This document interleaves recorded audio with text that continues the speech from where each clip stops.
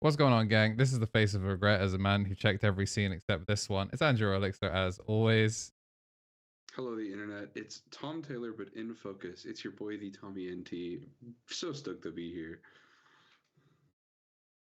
What's up, guys? It's your normal best of one hater, Jumbo here. And I'm excited to be back on again. I'm not in a suit this time. Bit of a casual look, but What? Yeah, we'll let you off with a warning for that, by the way. It'll be okay that you didn't do it this time. The next time, no dice. Amazing. We only this. I got the quarter zip on today for a set review, dude. I'm trying to make it look organized. bro, we get it. It's not that organized. I spilled some mustard on here earlier today, but you know how it goes. Yeah, I've been like the people that have been keeping up with the in the Discord with the Andrew's house continues to be in a state of not quite finished. My varsity jumper is now black paint. It joins the these can't leave the house clothing, unfortunately. Luckily, it's still very usable for like all of this camera stuff, but yeah, black paint. Not How's ideal. The kitchen grind going? Most of the walls have paint on them. Funny enough, the paint color that you saw that was spilled on it, it's a really, really striking color for a kitchen. They have not booked in the third collection yet, so there's still a bunch of trash in my garden that they were supposed to pick up. I was told Wednesday, and that was 2 Wednesdays ago, and no one has come to do our skirting yet. So it's getting to the point where I'm like, I really don't want to have to do my own skirting again. That was kind of the whole point. But we shall see. But yeah, the wall's looking pretty cool. Once it's all painted, then I will start yelling at people. It's like, why was the collection not booked? Boring house stuff. But Homeownership is a little bit like trading cards in that some of your friends can do it, and you get kind of jealous of that, and then they describe the actual practical process of it, and you're like, man, maybe I should just play more teamfight tactics. yeah, but we'll get you What if I do eventually. that instead? But it's more like kind of like holding protoforms accidentally because you just pulled them and didn't keep track of your SRs, and then suddenly goes, hey, by the way, these are worth Monopoly money now. And you go, oh, word. The roof. Yeah, that is the sad truth of it. Why is Jambo's camera being sent he's to floating orbit? away. Why is he getting smaller with each passing second? We're on a new Skype update to age this recording when people listen to the pod later. Shout out. I should be on. Okay, to be fair, my internet has been a little bit weird today, so it might be that I might be having a bit of a jitter issue, but. Yeah, but even then, it shouldn't be changing. It would affect your resolution. I live for Microsoft's proprietary video conference calling software, Skype TM. How's the audio now? I looked over and somehow they'd been dropped to -60, and I have no idea how that happened. But yeah, now we're back up to normal audio. Big YouTubers silencing real thought leaders. This is the media that they warned you about. Excellent. But yeah, big shout out to everyone joining in for the live broadcast. We are starting to become a little bit more standard on our times. It's 6 p.m. this time. We'll probably be back to 7 p.m. soon enough. But yeah, I just sent a call time. I just sent it out. It actually ended up being more convenient for today anyway. But yeah, it'll be nice to get back to just general live shows. Speaking of live stuff, if you're watching live on YouTube, please remember to hit the like button on the stream. Just helps us get to the front page and have more people get interested in the Digimon podcast we put on. And if you're on Twitch and you haven't checked to see if your Twitch Prime is up, make sure to use those. And if you're listening on Spotify, Apple Podcasts, anything now, thanks to our RSS feed being functional, let us know in your your podcast viewer of choice or whatever. If you can leave comments, let us know where you're listening from. Because yeah, join the Discord. Let us know in the Discord where you're listening from now. Big thank you to everyone that kind of helped us do real podcast things like have a functional RSS feed. I no longer have to look at Apple Podcasts ever again. We're very sincerely, if you could let us know what kind of apps and stuff you're listening to Misplay for Game on, that would be great for a thing we're working on that might get some bigger project work for us in the future. So that would be awesome. But yeah, you know what? I know a lot of, I think the thing with like in Digimon as a whole, we've talked about this on the show a couple times, is like I think there's a mismatch of like card game content with regards to some of Bandai's stuff where it's like I used to think Digimon was going to be the old head Bandai card game because like Dragon Ball is full of like simultaneously 60-year-olds and 14-year-olds, and it's like there's no in between. You just like you either love little Goku or you love the newest Goku, and like that's just the thing you will like forever. And One Piece is Pokemon for Zoomers. We've established that. It's great. no flame, that there was a need for one piece to be Pokemon for Zoomers. And Battle Spirit Saga, it's not. It's for dead people because it's dead. It might be. It might be curtains. I'm so sorry to tell you if this is how you're finding out. I apologize. Bad luck to the Battle Spirit Saga folks. I'll never forget UK Games Expo 2023. Yep. Where there were my goat mini kill. How many players were there? 15, and so everyone got top 16 prizing. But yeah, some people flip that top 16 prizing and are also becoming homeowner slaves like me. So, maybe BSS was the wave. Maybe you could fight some 35-year-old men at Bandai Card Game Fest for some discarded Battle Spirit Saga promos, because I had to do that. Unlikely. I don't know. The other thing as well is it's like another Gundam's coming out, right? So Gundam is like Gundam is for the children of the 80s and the gays and the theys. You know what I mean? Like that's the property yes, I'm gay. Jambo, I could have soul read you. You are spiritually a man from the 80s. You like get up in the morning and you're like, man, insane. I wish I understood Ninja Turtles hype better. Like that's that could insane. Be you. That could be you. That's insane. Listen, we've been homies long enough now. I can say it. You would probably be a Mikey guy. Me and Andrew on our old head thing. He probably could have been a Mikey guy. Anyway, no, there's too much whimsy, bro. He's definitely Casey coded. Oh, no, okay, but like Jambo, like the thing is that Jambo doesn't want to play the glup shitto. He would rather it be like a dude that he can kind of see like if you can't get like if your 19th favorite hip hop artist doesn't use clip art of this character on like a B-side, it's not the sort of aesthetic Jambo goes for. Like if it isn't the sort of thing that like would come up vaguely on the back of an album sleeve, you're like, what's the point? And there are almost no characters in pop culture who are more specifically keyed towards that than the Ninja Turtles. Yeah, that's fair. But no, actually, Jambo is Raph, especially because like Raph, they've evolved Raph's like archetype now. He's not just like guy who's angry. He's like he's adapted now. He's changed. I love the Jambo PR machine is crazy. Jambo is not the angry man everyone wants, or he wants people to think he is on the internet. But I do, the real ones know. That's all I'm saying. He got the knuckles treatment. It's crazy. I still think he's reformed so Jambo now. Don't forget. When I was watching We Fun Living, Tommy was just like, I swear he just complains all the time about what he loses to, and that's true because I did straight lose. I did complain about a D Brigade because she was the only fucking D Brigade player in the tournament, and I keyed into her. So yeah, it's your superpower. I queue into my worst matchup, and it'll be the one person who's randomly X1, and then. Yeah, I mean, dude, you queue into the people that we tell our like X1 friends that like when the Salford regional was happening, and a bunch of people coming in, and we were just like, yeah, bro, put Shinmonzim on your deck. All you have to do is just catch someone that's never read that card one time, and you stay X1. That's the goal. You want to smoke all the top decks because you know what they all do. They've never read your cards before. You keep hunting the one guy whose friends keep telling them that. No, but like Jambo is like magnetized to that. Like I'll never get over Salford Regional is a fun example because I remember the Leomon matchup. That looked sincerely unenjoyable. Tommy was sat next to me. It was just about the worst fun I've ever seen him have. He like looked over.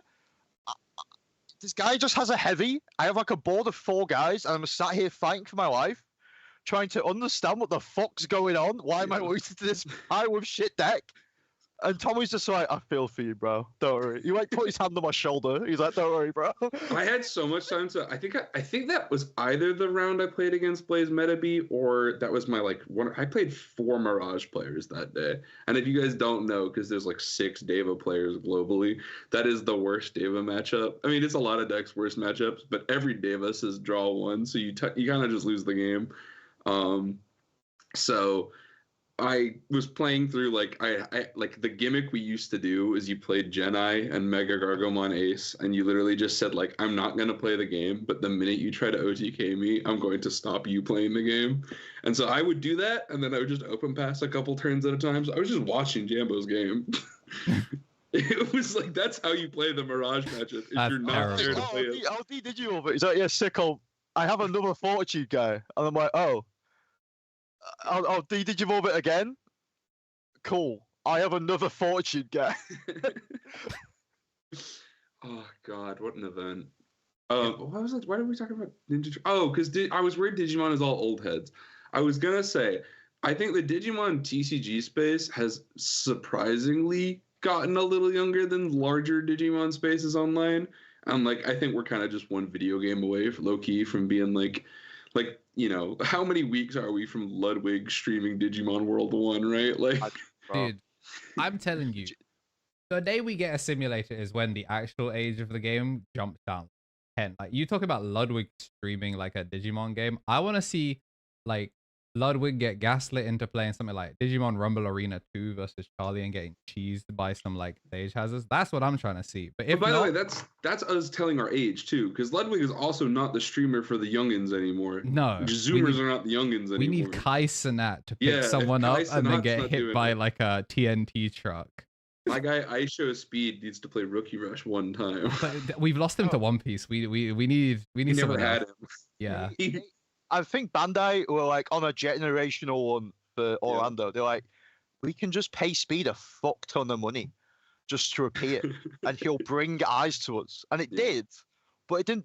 It's not done enough, right? But like the fact that like he's like, yo, Chet, Cross AI, I got a signed card, bro. I still think it was insane. They're giving the One Piece prizes for the event. Yeah. The fucking Shun, the developer, comes out. He's like, one more thing, guys. Walks over to Cross. Here you go, bro. A signed Gear 5 Luffy by Speed. And he's just like, what the fuck am I meant to do with this? Needs a private escort out the building now. So funny. People like, there's no prize money in card games. And I'm like, now there is. You just need to start having like, not even micro celebs. Like, bro is huge.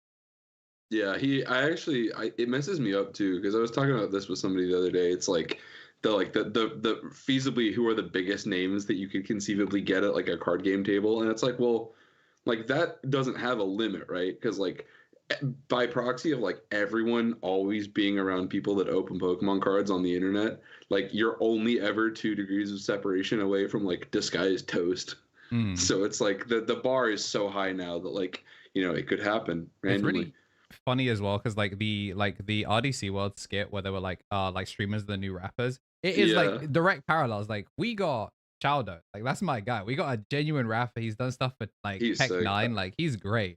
And then they were like, yeah, we got Speed in Orlando. And like, okay. Okay, then. That was sick, though. Oh, Shadow was so cool. That was a good week. I enjoyed Utrecht. Hot take. Yeah, I had a good time. It was a cool event. There was just nothing to do. That was the problem. Yeah, that was. You look at comparison to the other events, it's just like, oh, there's literally nothing here. I get what you mean, but I just played Digimon, so I was like, I was kind of square for it. Yeah, like it didn't really feel like I should have done the what's it called? Yeah, I should have done that on day one. Yeah, so the thing I will say is like it didn't feel like, looking at like Orlando Card Fest, that felt like a festival, like an actual card thing. Ours felt like a tournament. Like, I think that was the main thing of comparison for me, is like, yeah, it was Nats or whatever, and I've never been to the other Nats, like they had a lot to do either. This felt like we came to our national event. It was a tournament for the year. And then you look at Orlando, and that was like how Pokemon, when it does its regionals, like there's like shops and other things to do. It feels like you're going to almost like a convention. Yeah. That's what Bandai Card Fest looks like. I know there were problems. Yeah, Orlando looked like Pokemon NAIC. Yeah, like nuts. I've listened to other podcasts. I know there were problems with that event. But just like from comparison, those problems came with them having things too much going on that wasn't done properly, whereas we didn't have that problem because we just didn't have enough going on. Yeah, I don't think anyone's going to be like, a badly run screening of our war game beats not screening our war game. I mean, especially if that not screened our war game was a Mirage Ditto that went time. Yeah. Dude, watching East watch that game, I'm just like, yeah, we were just as confused as you, big dog. It was some of the worst blue dog gameplay I've ever seen. Ever watch someone spend spend 2 to evolve for 5 total on a level 3. Amazing. God, that whole event was like that. I just think it's crazy though that they have like they're like, oh, if you go to the event, you get a concert of the woman who sung the ending of One Piece, and the guy who sung the first opening of One Piece, and also sung the most recent one. But if you weren't there, you just were forced to stare at a fucking screen for an hour. Yeah.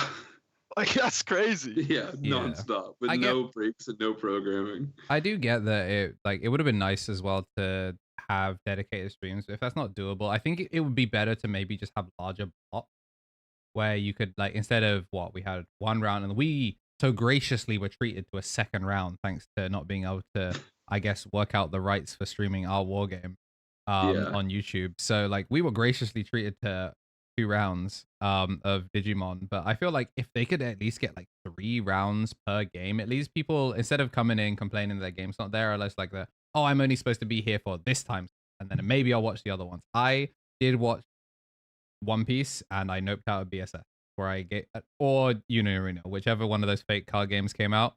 That's where I stopped. That was BSS. Yeah, I can watch an amount of One Piece. I did watch Cross kind of get gifted the rest of his bracket because his ass, bro, shit that came out after that TikTok, bro, it made me think. It reminds me of FGCs.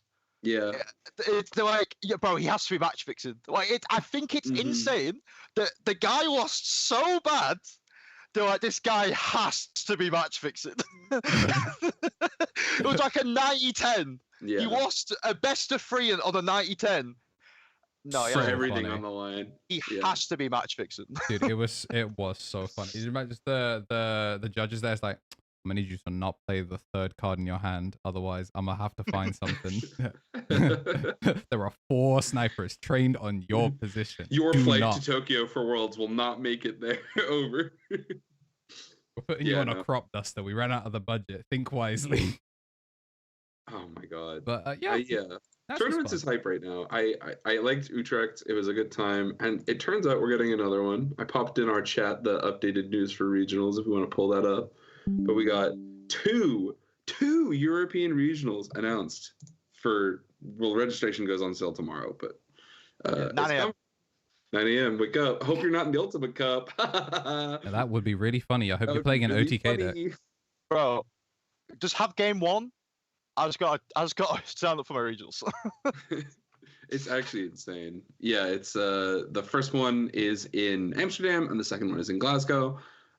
Big dubs to the European players. The first one March 15th, second one the next week March 22nd. So busy time, but it's gonna be hype. I'm a big fan. I like flying to the Netherlands for regionals, so I low key think I will be going to the Amsterdam one. I'll be getting a ticket either way. Yeah, I will not be. I will be signing up for Glasgow though, and this, we don't know what the cap is, but whatever the cap is, if you're a UK listener, you should buy a ticket, even if you're not going. You should buy a ticket because if you buy a ticket and don't go, there's an increased chance that you'll be able to not go and watch it happen anyway. So without going any further into that, please come to Glasgow. I'm going to go. I have famously gone to Glasgow, waking up and getting on a train at 5 o'clock in the morning. If I can do that and then go play in a best of one shifting. Yeah. Pot shifting. I just think it's cool that we think of how many times you've seen, especially UK Digimon. Like, we've talked a lot about weird lore keepers for UK Digimon at this point. We go to the events, we talk to the people. I have my little pillar of Bone Duster lore. But there's only so much of come to the events, this that we do, that if the events don't cap, how are we going to convince Bandai to keep doing them? So we'd love to have you there. How do we convince them to pay for a stream so the event organizers aren't having to try and fit that into their budget? Streaming is supposedly not cheap. And we do what Bandai does and crowdfund. Oh, dude, making a commercial. That's so fun. It's the funniest shit ever. It haunts me. We didn't even get to talk about that when that was news, and I just I was kind of convinced I was dreaming about it. That would go crazy. Please give us money so we can advertise. Could you imagine if they're just crowdfunding? It's everyone, if I get 100 members. I'll pay for. That'd be crazy. It's how to hit the Bank of East again. That'd be pretty funny, actually. It's like the East is like I want to support locals. I'm like, you want to watch a stream? You want to support a local? Up, busy How about a man. regional? you better pad that PayPal wallet. We need to get him some ads embedded in those blogs. That way we can really get the click back rate. You know how like PPG does, where in between rounds is put ads on for like random shit. Yeah, I actually think that's so funny. It kind of rules. Dude, we've been watching Bar Rescue on Amazon Prime Video, which, fun fact, if you have access to Amazon Prime Video, you also have access to Twitch Prime, which means you can sub to this channel for free and give me £2.50. No, it's like £2 a month now because the UK economy is in the toilet. The cut's different. Yeah. But you have to pay extra to go ad free on the service that you only have access to with an existing Amazon subscription. It's ridiculous. But we've been getting some crazy ads. And I'm convinced, even though there is no microphone set up in that PC, somehow it's on something, because the girls are getting the craziest targeted ads of all time based on like random conversations that have definitely spawned off watching one random TikTok. Because we be getting interrupted by some nonsense, like some true, honest to God nonsense. I love the idea that like despite it all, that like all the targeted advertising in the world, and like the companies that pay for these advertisements have the metrics, right? Like they know there's no chance that like if you're a corporate businessman, like I was reading about I'm trying to think of how to say this. You guys read the thing this week about like the take me back to when Cyber Sleuth hadn't gotten ported to the West yet, and that they had to like sign petitions at local game stores to convince Bandai to port it outside of Japan. I remember those days. Also, big thank you for the Prime, Palsy Destu. Appreciate it. Shouts to primers. Yeah, I just think like, you know, the amount that we all ceaselessly discuss the Digimon TCG at the moment, like just nonstop. Like every third thought I have is like, that Omnimon option's pretty good.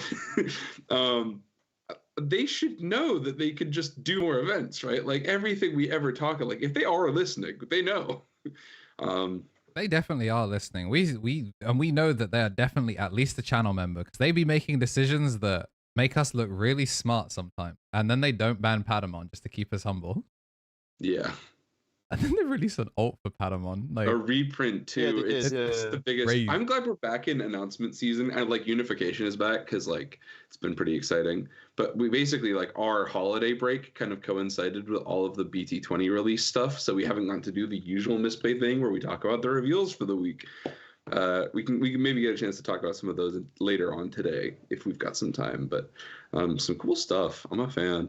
LM, I mean, it's Galantmon focused, so like obviously, but yeah. But that's us yapping. If you guys are going to be at the events, you'll probably see the three of us there at least. I expect Marcy will probably be at Glasgow. Bro is currently in the grinder right now, locked in at YCS Birmingham. So if you want to be a homie, give K-Beads a tweet or something. Be like, good luck at Birmingham, bro. Hope you have a good one. I mean, he'll be like, why are all these people tweeting me? Like, he goes to the NIN.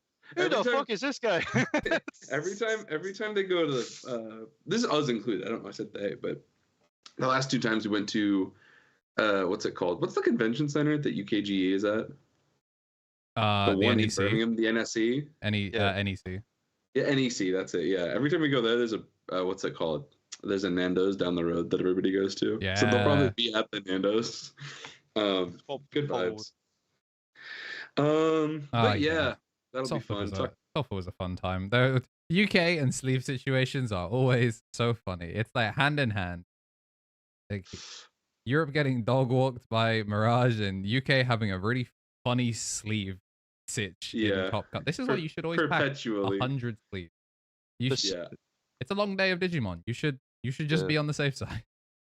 Every time. When I went to Amsterdam, I brought 150 spare sleeves. I brought 2 sets of creams in case anyone had to play on stream and needed a full re-sleeve, and then a full set of my armor sleeves because I was playing armor in Utrecht. So I had a full thing in case they were like, yeah, too many of these need to be rechanged, just re-sleeve everything. I could still stay and then still be able to. If I played against a fanboy homie on stream, we would still both be able to re-sleeve into sleeves. That's Yeah. how like overstocked for sleeves I was, because this keeps happening to UK players. I That's think they would have insane. made you change it.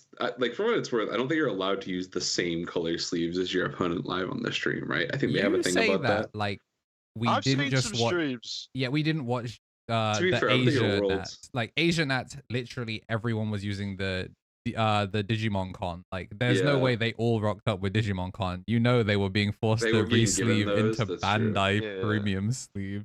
Oh. God, I would rather. You have, it's Listen, right, I think the sleeves on top of my head are like either solid color or Bandai official. Yes, And yeah, then that's that's the again, standard one. the solid color ones have to be like the shittest tier solid color. So it's like you either play the shittest sleeves in the room or you play Bandai official sleeves. Most of the time you see me at an event, I've got orange or black. Like, it's just those are the two. And then, like, even the orange ones, like, Yeah. I got a warning at, this is a colorblind moment, but I got a warning at Liverpool a couple of years back because my orange was not dark enough orange to be fully opaque. So I was like, oh, okay. So now I just get the orange with, like, black inside every time because it's just like, why even bother? Yeah, the dual mats are really nice. Yeah, Speaking or of just dual mat, black, you know? Mr. Bling, I have not gotten around to editing that video, but I did see you shuffling them. How are the Dragon Shield the anniversary dual mat? They were great, and until they pay us, they ain't getting any more. Yeah, mood. I like the colors. Yeah, I'm not even gonna say which colors they were or which one of the anniversaries they were. look, They can pony up. realistically, if you're listening to a Digimon podcast, your ass has probably gotten an Instagram ad about it already, so you already know what colors these are. But you know, they're Yeah, really you can fitting. intuit. You can intuit what my Gallimon deck might be colored up like, but Yeah, they're clean. it's so funny. I will show you this because obviously, like, just gonna make sure I hold it up the right way so you don't see my postal address. So my beloved partner hooked me up. Went to the local after work one day, picked up some stuff from Fanboy 3. Check us out in Manchester, and brought me back 2 of the boxes of those sleeves that I wanted. Could not find them the one time I was there for locals on the Wednesday night, and then Vic went, found them. They were there. Awesome. Very excited. Got 2 boxes. But that was on the Friday. On the Thursday, I had been doom posting about, like, I can't get these sleeves I really want. So I went on I went on that platform's website and bought 6. So I have sleeves for the year now. I'm all good. But yeah, you know, comes in waves. It means I'll be playing that deck a lot. And I mean, the people didn't need to be told that I was going to play that deck a lot. I was going to play that deck a lot no matter what. But yeah, you'll see us there. I'll be nice and shiny. I actually don't. I said this before. I actually don't know if I'll keep the deck as shiny at events. Something I'm thinking about.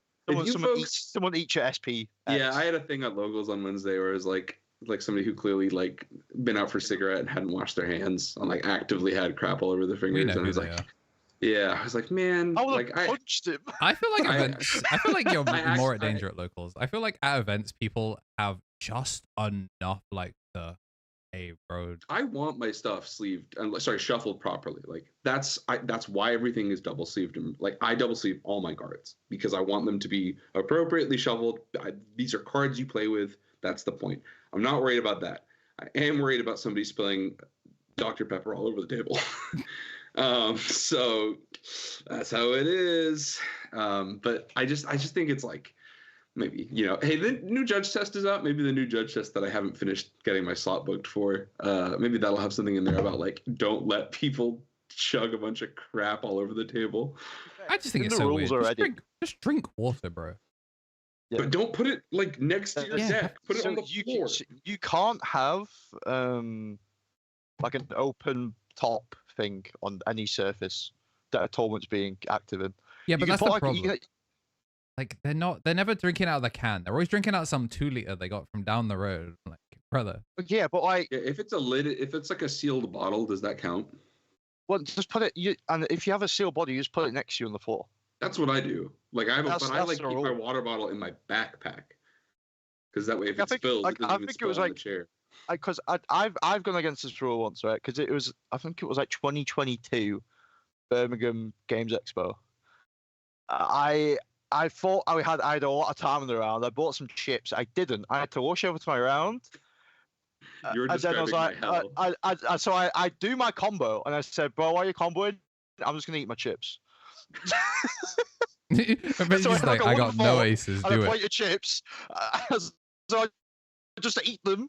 And then when he passed back, I go, "Oh, you're sick." That's Right, insane. go. Oh god, I can't even fathom.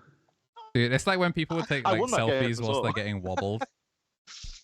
Just like you yeah. get grabbed by ice climbers, you just like I'll be on Twitter. Get your water bottle out. Let me know when you're forward throwing me. I'll pick up my controller. That's my again. favorite. That's my favorite shoot at clip. I think that's Evo 2014, and he starts wobbling a guy, and he like fakes him out because like that's what you were doing. You'd pick up your water bottle, you'd take a drink while you're getting wobbled. He like fakes a guy out and does a handoff midway through the wobble. He's like, whoa, whoa, whoa, whoa, whoa. It's awesome. That's an all timer. Shoutouts to shoot at yayos. That's my guy. That's my guy. I had an old man moment the other week. This is not like an especially topical misplay thing, but like for all my Melee old heads, Apex 2015 was 10 years ago, 2 weeks now. I remember the morning. I like knew people who went there. And like when the whole roof saga, where like the roof came down at Apex and they had to re-find a new venue on the morning of that whole debacle, and like PPMD with the master run. Anyway, this is not a Melee podcast, but like I had a moment. I was like, oh my god, time never stops. We're all getting old. So Jambo, Apex 2015. 2015 is this year from before you were born. I've seen clips of Apex. Nah, that's cool. I know about the Apex one. Dude. The shooter, the fucking The salty sweet. this guy, and they got 6 O's. My B is you're not one of the 5 gods. You're one of the god awful. Oh, it goes crazy. Dude, I wish. I'll never recover. We need salty sweet. Dude, if somebody wants to start beef with me, so I can have an excuse to get the homies together to write a my B rap battle, that would be so sick. I'm a gambler who doesn't want to gamble on online betting sites. So if someone walked up to me, a fanboy, I was like, "I'm only match you 10 right now." I'm like, "Fuck yeah, bro." I had an idea. I never managed to work it into anything, but I had an idea to do like a weekend pack locals, or it was like it was a dual. This is just like it's like straight up unethical Digimon I'm about to describe to you guys, and I shelved this. Oh. We stopped trying to concoct this idea before we did the last Misplay for Game event back in summer 2024. And the idea was we were going to basically have it is like, are you trying to learn Digimon? That's great. The idea was I was gonna set somebody up with a coach. So we were gonna get like 16 players who were new to Digimon who were gonna come from other card games. Like I know a lot of Pokemon folks. So I was like, we'll set you with a Digimon coach. We'll give you a month. You're gonna learn the deck, and then we're gonna play. And the idea was that it was gonna be called the O2 Dogfight. And and it was just a room full of side betting on O2ers. It never got anywhere. I couldn't. Why haven't we done this? Because we couldn't. Number one, we needed 16 new Digimon players, and like most of the other they don't new players. Exist. There's like 2 maybe. No, we've got new players again. Like the Manchester scene does well. Like it's always dependent on students and stuff, but like I didn't. Like, you have to then tell them that they're going to get bet on. You know what I mean? And it wasn't for money. It was like everyone like buys in for a booster pack. We're just nice guys doing a civil service. Yeah. Dude. It was a disaster. I want you to know. I never managed to make that work. Side betting on shitters is, I mean, obviously it was my career for 3 years, but it is one of the funniest. It is one of the funniest things. Back when I was in uni, again, shout outs to my goat, Minikill, coming through. Woo! We side bet on him and some other like new guy. It was like a best of 7, and we were side betting on that. It was like a full room of people, just like the O2 bracket. It was like a Toon Link versus some other like dog shit character, and just like they were just like kind of beefing a little bit, and we're just like let's side bet on this. And there's more and more. It was like the reverse of like the Kagurabachi thing, or just like the $50, $5, £2 and a pack of smokes. Yeah. Entry to a tournament. Then we DQ. It was just getting more and more money. People were just putting more and more money on Jamie and this other random guy in a best of 7. It's some of the hardest I've ever laughed. This Jamie's like trying to lock in, and just I bet against Jamie. I made money. Yeah, of course. Yeah, I 100% bet. This guy was like, it was like week 2 of him playing Smash, and he played a Zelda adjacent character. So that's why, but it was so fun. I have like, there's been like finals or whatever, where, or if there's like a big upset, or if I'm playing Incineroar in doubles and doing heinous things to people, Evil stuff. that's where we get noise complaint. The only other time we've had noise complaint was that, and where, I don't know, like a brain worm that just started spreading like a disease through the room, was just me and another guy in the corner just falsettoing the Cynthia theme, getting louder and louder, and it was just starting to get more and more people into it. So people didn't even know what game was happening. It's just like 25 people just chanting. Really funny. But also trying to explain it to the security guard. It's like, yeah, so there is combat, but nobody in here is actually hitting each other. You know, video games, they're great, huh? And they were like, so people be getting loud for video. Yeah, it's cool. Like hella loud. You seen Incineroar? He's a wrestler and a cat. Just the. That's me trying to. That'll be us explaining why we're getting shut down because we didn't have a gambling license. The event hall that we were looking at for the next Misplay, which I am actively still working on getting all set up and everything. But I still wanted the pack money match to happen, but it never happened. Yeah, we all did. One day. Actually, if someone found out you were money matching a pack, they could get the shop shut down. Shut up, man. It is exhausting because that's just not how the law works. But people people Wikipedia things, so I'm people don't even Wikipedia things. Wikipedia would be actively better for the environment than what people actually be doing. Yeah, they'd be ChatGPT. Is this gamble? Is this gamble legal? Bro, I can't.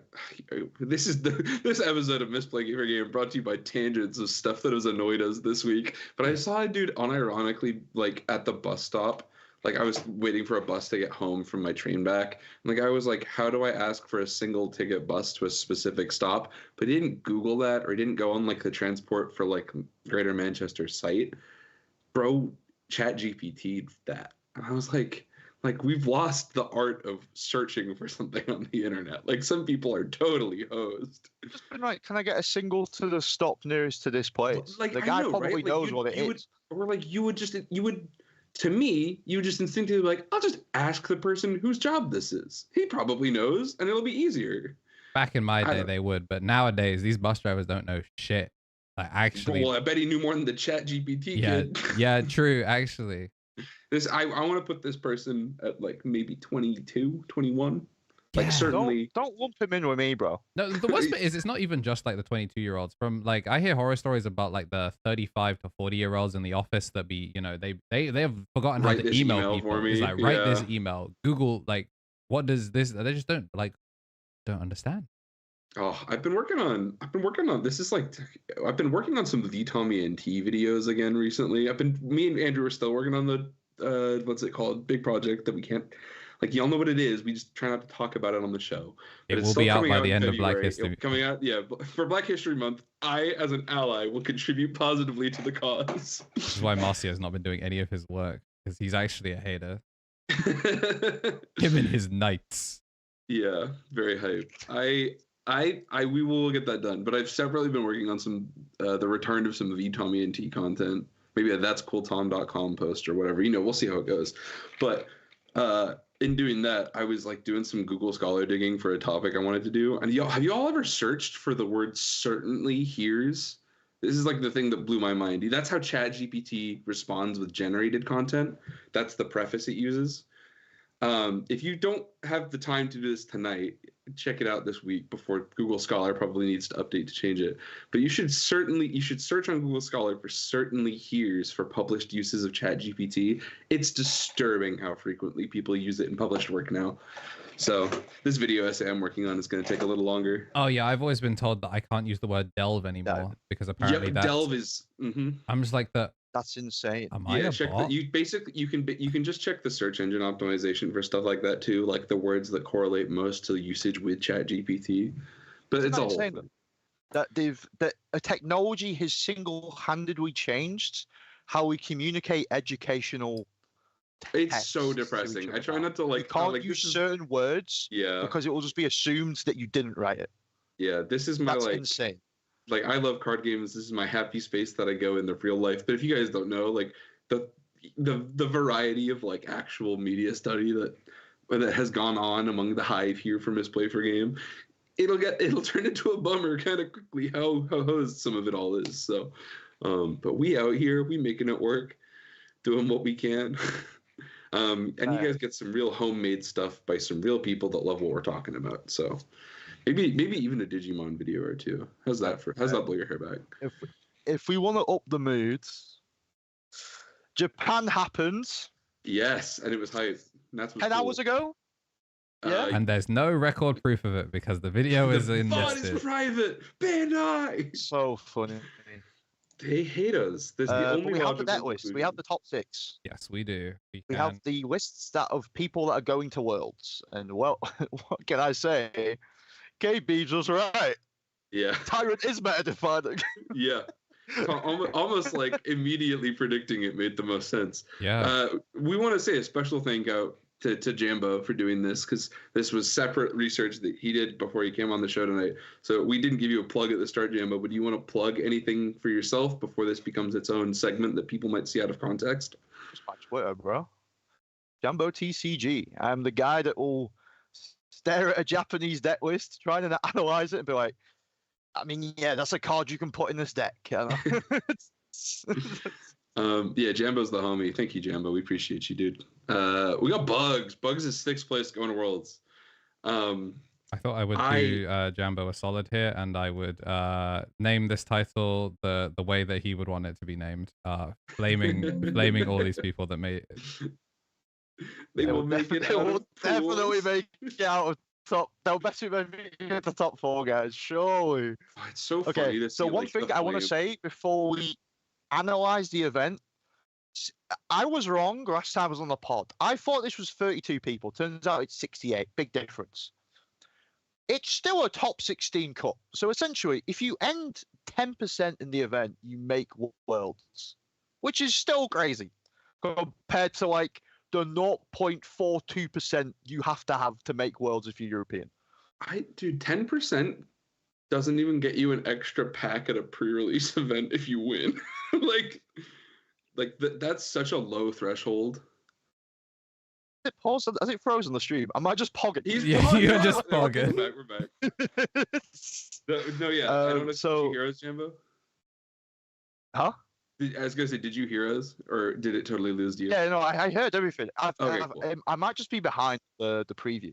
Anyway, No, so it was correct. 68 people. Yep. Okay, so my computer's lagging then. So it was 68 people. It was 5 rounds of Swiss, which by, little tournament heads or like people who've read the tournament rules manual, you'll know that's extremely wrong. Yeah, it's not by the It's book not at even all. 6, it's 7 rounds you're meant to be running if you're more than 64 people, but they did 5. So if you go on top cut pricing, the little top cut calculator website, 22 X2s didn't make top 16. Which is insane. It's a third of the people at that event bubbled Worlds. Isn't that psycho? It was Just terrible. I can't even read it. Yeah, it's horrendous. Yeah, not a great time. No, it's top 16 cut. Oh, sorry. So it didn't bubble. The event did not bubble. So you go to top 16. So you go to top 16. You play one game at top 16. Then you play your top 8. If you win your top 8, you're at Worlds. If you lose your top 8, you have to play against one of the other guys that lost the top 8 game. And if you lose that, you don't make Worlds. But if you win that, you make Worlds. Yeah, it's so. So bleak. essentially, you except for 2 of those guys. 2 of those 1-1 for top cut bubbled. Yeah. So essentially, all you have to do is that you just have to. So if you want to like a quick cut to Worlds, right? From this just event alone, you just win 7 games of Digimon in a row, and you make Worlds, and then the rest of it is meaningless. It's 7 games as well. It's not even 7 sets. Like he didn't misspeak. 7 it's best 7, of ones. Yeah. 7 best of ones. Actually, no. Did they play top? Yeah, was it best of 3 for Top Cut? No, it wasn't. It was best of 1 the whole way through. Yeah. Finals Which, was I think, the guy made double Hexablow and just stared at his double hybrid opponent, and he was like, "Yeah, cool. I guess I'm a Japanese champion." You guys are gonna see that as we go through the list here, but there are some best of one enjoyers that made it through as the top 6 decks tonight. A certain free type ranger is gonna feature prominently. All right. Do we want to say anything about bugs except that everyone that flamed Marcio now has to go L plus ratio. Yeah, now has to go to the comment section of the EX8 tier list Well, and go my fault. this is BT20 technically. Doesn't matter. This is BT. You see all the cards here? They're There's currently not a single available. BT20 card. Yeah. Yeah. Just like Jessamon, you can roll out of bed and accidentally knock over a pile of 50 and go, oh, I guess I'll enter this in bracket. There's I do think a couple of adaptions here that are interesting. No Grand Cuirass is interesting. 2 medieval. Obviously, medieval's medieval, right? If you can stick a level 5 of evade and not affected, and then convert that into a medieval in the crackback, yeah. you're pretty much winning any best of 1 game. Yeah. One mem set is really interesting. You might just sack it out of life, or you might just go, I'll go Tentamon Izzy Pass. And I guess my understanding is one of the advantages to playing this kind of bug package, like again from me soaping up what I can from the bugs players I know, is that lists like this are built to hunt the partition decks. That's why there were like 4 Pomumon there, and it makes a big deal because like, you lose out on the Izzies, so you sometimes just will go games where you don't have your mem setter, but it's not like you don't have ways to get your redirect and stuff. And like the tyrants themselves are still big enough that you're going to be okay keeping it sideways. But like the real advantage is like Pomumons to stop all the partition hate, like kind of also will impact purple hybrid stuff to an extent. But the other advantage you get is that like I think all of the bug inherits are generic. You don't have to be a bug to use them. Yeah. So like one of the big payoffs for this kind of list is Tyrant make a 5, evolve the 5 to medieval.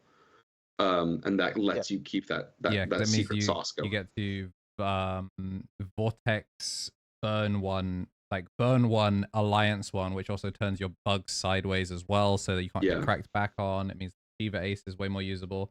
It's kind of vile because like the Tyrant play Shiva, overflow a body or something, play medieval probably wins you the game on the spot in most situations. For sure. I also think this is an interesting one from the perspective that like there are a few cards on here that like Bugs is quietly kind of an expensive deck to build optimally. If you don't have the promo Kuagamon, this deck is kind of a pain in the butt. And they've been reprinting promos, so here's hoping. This is 8 promos. Plus, I mean, LM Shivamon getting a separate reprint helped a lot, but like this deck is even more. Yeah, I didn't even Shivamon is £1. Yeah, here it's £1. But I'm saying like if you were not at the time, especially for the Japanese players who've had those aces for a very long time, like if you're behind on your bug stuff, they probably are hard to get now. So fingers crossed on those good consistent reprints, because Bugs is one of those decks that like I think very much necessitates that. Yeah, because Ramon and Zubamon have been reprinted. Oh, I think we dropped out of YouTube for a bit. Anyone watching on YouTube, are we still good? We back? I see you live. Okay, cool. I don't know. Like, keep us in the know. Internet seems to be a little bit all over the place just in general. I'm not sure if it's server outages. It looks fine on my end. Doesn't look like the VOD's been broken up, but do keep us down. I really do funny that like the deck that's like hey, I hope you brought options to the table, otherwise shake my hand, is just on 6 things that go memory. Hand it over. Yeah. It's gnarly. Funny. Yeah, I mess with this a lot. It's cool. But again though, like this is BT20, so there are a couple things to consider when you're talking about this, like the advantages to a deck like this. I have not tested enough against Bugs from the Bugs players side of the table, but if you don't know, Virus Imperial is very good, and it beats the crap out of Tyrant. So it's one of those ones where you're like, well, I gave it a good go. Speaking of Imperial. All right, I have a few words to say about Imperial. So, people going into this tournament, I know Western players at least, no one gives a shit about Imperial anymore, right? This is like the 90-year-old shop is still playing Imperial the old traditional way type shit, right? Good reference. Turns out this shit is still good in the best of one if you draw a full combo. This had 100% conversion. Yeah, won the every event. Imperial. Every Imperial player that took this event made worlds. That's Yeah. the insane thing to me. Crazy. And Andrew, as a little spoiler, half the Virus Imperials who took their deck to Virus Imperial to the event are also going to Worlds. Hey, it's a good It's a great time to DNA, y'all. great time to be making outlandish statements on a podcast. This deck didn't get bad. It just this deck didn't get bad. It was just people came off it because it's Imperial. It's the shit you could have been playing for like a year and a half now, right? But into a field of all purple hybrid, which this event was, it was 12 purple hybrid. Yeah. This is the dream pick. Your entire top end with like blast timing and like Evo interaction doesn't matter what color it is. So you have interaction there. You get to main deck a partitionable Hexablow as your second game plan into those decks. You make a Hexablow with 5 sources. They can't play the game unless they're rivals. You get to play a bottom end which is all searches or free advantage. And then they're both Imperialists, which will be later, which won. They're on very similar builds. But you just get to play the best Pyogimon names still. You still get to make BT6 in Pyogimon. That Also, card's still out. Can I just say that these lists also fully justify. The last time we had you on, we were talking about what cards we would ban, and I hit the Memory XV. Guess who's on holiday? No Memory Stigmon to be seen. Yeah. Well, it's the draw inherit for best of one. That's the thing you always hear from the best of one players is like that Stingmon. Like BT12 Stingmon is not as exciting to them because they don't care about it as much as they care about drawing cards. Yeah, like who cares about piercing? But you're getting like the memory is. Like, drawing 7 in one turn is that much better. Yeah, but it's you're right. Blue, right, as well. Like it means your Hexablow is still drawing cards when you run it in, but it is really funny to see. Like big fan of the promo Wormmon as well to find stuff like Primo. We saw that happen in the West a bunch as well. Oh, dude, actually, like Jambo said, like the interactions this deck has with Purple Hybrid make you want to curl your skin up and die. Primogenitor was grown in a lab to punish Purple Hybrid. This is such a deck that punishes Purple Hybrid if you just know what your cards do. Yeah. Right. Like I've taken games of Imperial plays Purple Hybrid, but it's just games where they've just fucked up and be like, oh, I'll pass on a Pyogimon. Like a good player is never gonna do that. Mm-hmm. They're gonna make Pyogimon, they're gonna swing them, suspend them, and make a 6, and then you can't play the game. Yeah. So. Yeah, at the end of the day, best of one, like, you know, karma only catches up with the Imperial players the longer the day goes. So if you end your days real quick before the consequences of your actions can catch up to you. If you play 7 single games of Digimon, you ain't getting caught up with.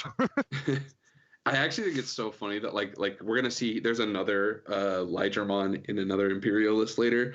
And like Armor Imperial is a deck that's had its time in the sun. It did well for its little stint. I personally think Armor Imperial is maybe the most oversight part. Like Magnamon X, like I've gone on record, I don't think Magnamon X is the problem card. I just wish it said Magnamon specifically so that it would not work with these stupid armor cards. But watching Lydramon like steal best of ones is so funny. Like just the unfettered, non-leveled focus utility of that card's when digivolving, randomly winning a game is incredible.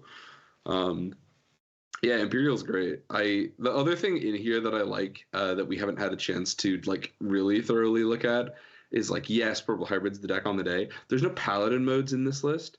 There's no Paladin modes in the other one we're going to look at either, I don't think. Yeah. Which is nuts because like that was the thing they used to tell you to worry about, is that like that's how you deal with the Imperial or the Pyodramon Purple Hybrid stuff. Pardon me, reading cards on the screen. That's how you dealt with that line. But it turns out there's just enough. Like Dragon mode is enough interaction. It was never the reason that you were losing the matchup with Purple Hybrid. That you got the Paladin. The reason is because they make a Hexablow that forces a 7 memory kill spell. That then immediately just lets them full combo again. That was the problem. Paladin was just like Paladin was just the win more of the matchup. It was like if you didn't draw full combo, you could like try and short stop them. If they hit you for like 3 checks, you could kind of try and stop them from, you know, just snowballing you. But like, yeah, it was never. I don't know. I feel like it's also a Schrodinger's thing. Like if you're respecting it because you know your trip to Worlds is on the line, you can get away with just not having a card. Pretty great. I think that point though is that if you're playing to respect one card in a deck of 50, and you're limiting your entire ability to win the game just by being like, oh, I'll play around this at all times, you're like limiting every game action you take. Which is like, obviously it's a problem with Digimon, right? Because this guy is playing aces, but if you're the purple hybrid player matchup and you're straight up just like, I'm not gonna play my game plan because he might have power in his hand, that's your own fault why you're losing the game. Yeah, like it's some people like freeze up in those situations. Until you've been in the rapid mon blender where they push a Terriermon out and then suddenly you're playing 50-50 guess for the rest of the day. It's thing. Some people also just don't have content brain. Some people are not just gonna be like hey, if it happens, it happens. Like sometimes you do just have to drunk drive into security and see what happens. Speaking of drunk driving into security, I would love to talk about this list. I actually think it's really cool. There's some stuff in here. This is the most best of one on the list I've ever seen. Yeah, it's exceptionally best of one pilled. The memes made me laugh the first time I saw this. This is like the funniest Purple Harry list I've ever. This is just like, I just want my engine at all times. Yeah. I don't want any cheeky shit. I don't want any unique shit. I'm just gonna play every single good 4 of at 4 and nothing else. Yep. It's nuts. As best as I've seen, like I did not get to catch any of this list performing live. The Mimi obviously punishes the hammer sparks and stuff, which is really cool. The jack raids and stuff, which is cool. But it makes you basically, like, against stuff like Gallantmon, it makes the what's it called? The protoforms cost neutral. Which does mess up their math really bad, which I'm a big fan of. I think that's a really cool adaptation. Yeah, that's something that famously our Imperial Dramon specialist, Blue Unsuspend Enjoyer, Shinny Carry, brought to the DC one that helped him get, was it top 8 or did he get 9th? Yeah, he got top 8. Or yeah, he did bubble 9th, I think. Yeah, he bubbled 9th back in like the Melga Mirror Day. It might as well be X1. Yeah. It might as well be top 8. Yeah, he was X1 on the day. The only kicker was, like Andrew said, he played that. I think that's BT2 Mimi. Yeah, it was BT2 Mimi. Melga. And you forgot it, so you had to go back to the hotel and get an Uber in. So like you weren't in the building till 5 minutes before round 1. As you rock up, like, I have the Mimi, and then he comes back with, here is your Wargroundmon. Yeah, he would just use it to scam, like when X Antibody was a 0-cost player, and the Melga players would make Melga and then slide the X Antibody underneath it. You just go tap 1, still turn, going, oh jeez, got him. Oh, funny. Yeah, it was sick. And also he would use it to HPD for the blooms and stuff, which was very cool. Yeah. This is something of a vanilla shell for the deck. The Nidhogg, like, good stuff with jack raids and things. Like, this is the kind of core expected variant these days.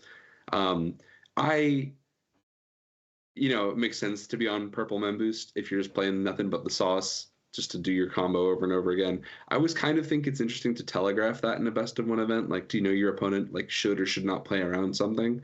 But what do I know? I'm not going to Worlds. I think the other thing is Purple Hybrid draws so much. So do you really care about searching the medieval? Like, aren't you just going to draw one, trash one your way into fighting it? So you have to find the first Dust It's Mulligan. best of one.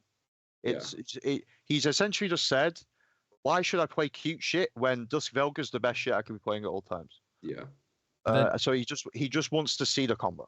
The Demi Mirror is really cute though. Like, I was wondering why you would go for that, but considering that a lot of Purple Hybrid players are just squeezing as much memory out of every interaction now, I think the fact that your Demi Mirror, like, yeah, sure, you can pitch the Argo if it's dead in the matchup, but like being able to pitch the Nidhogg so your Demi Mirror is a functional 5th QP whilst drawing 2 is really sick. Memory creep is such an interesting prospect in Digimon that I think I would love to like have a chance to really take apart and look at on like a conceptual level, because the idea, like, this is something in lots of competitive environments that I find is really fascinating, that it's like, if you almost the closest analog to this I think of is like VGC for Pokemon with like speed creep. like a certain I need an 8 IV or 8 EV investment in speed, so my Incineroar beats the 1 point faster guys and stuff like that. 100 speed tier. Yeah, exactly, right. Like there are concepts like this that exist across competition, and I think Purple Hybrid has this in the form of Cupimon, where if your list can't extend as far as a Cupimon egg will let you extend, you put yourself at the risk of that. And so, like, Purple Hybrid accepts a greater degree of variance in exchange for perceiving a sort of elevated memory floor that it needs to play under.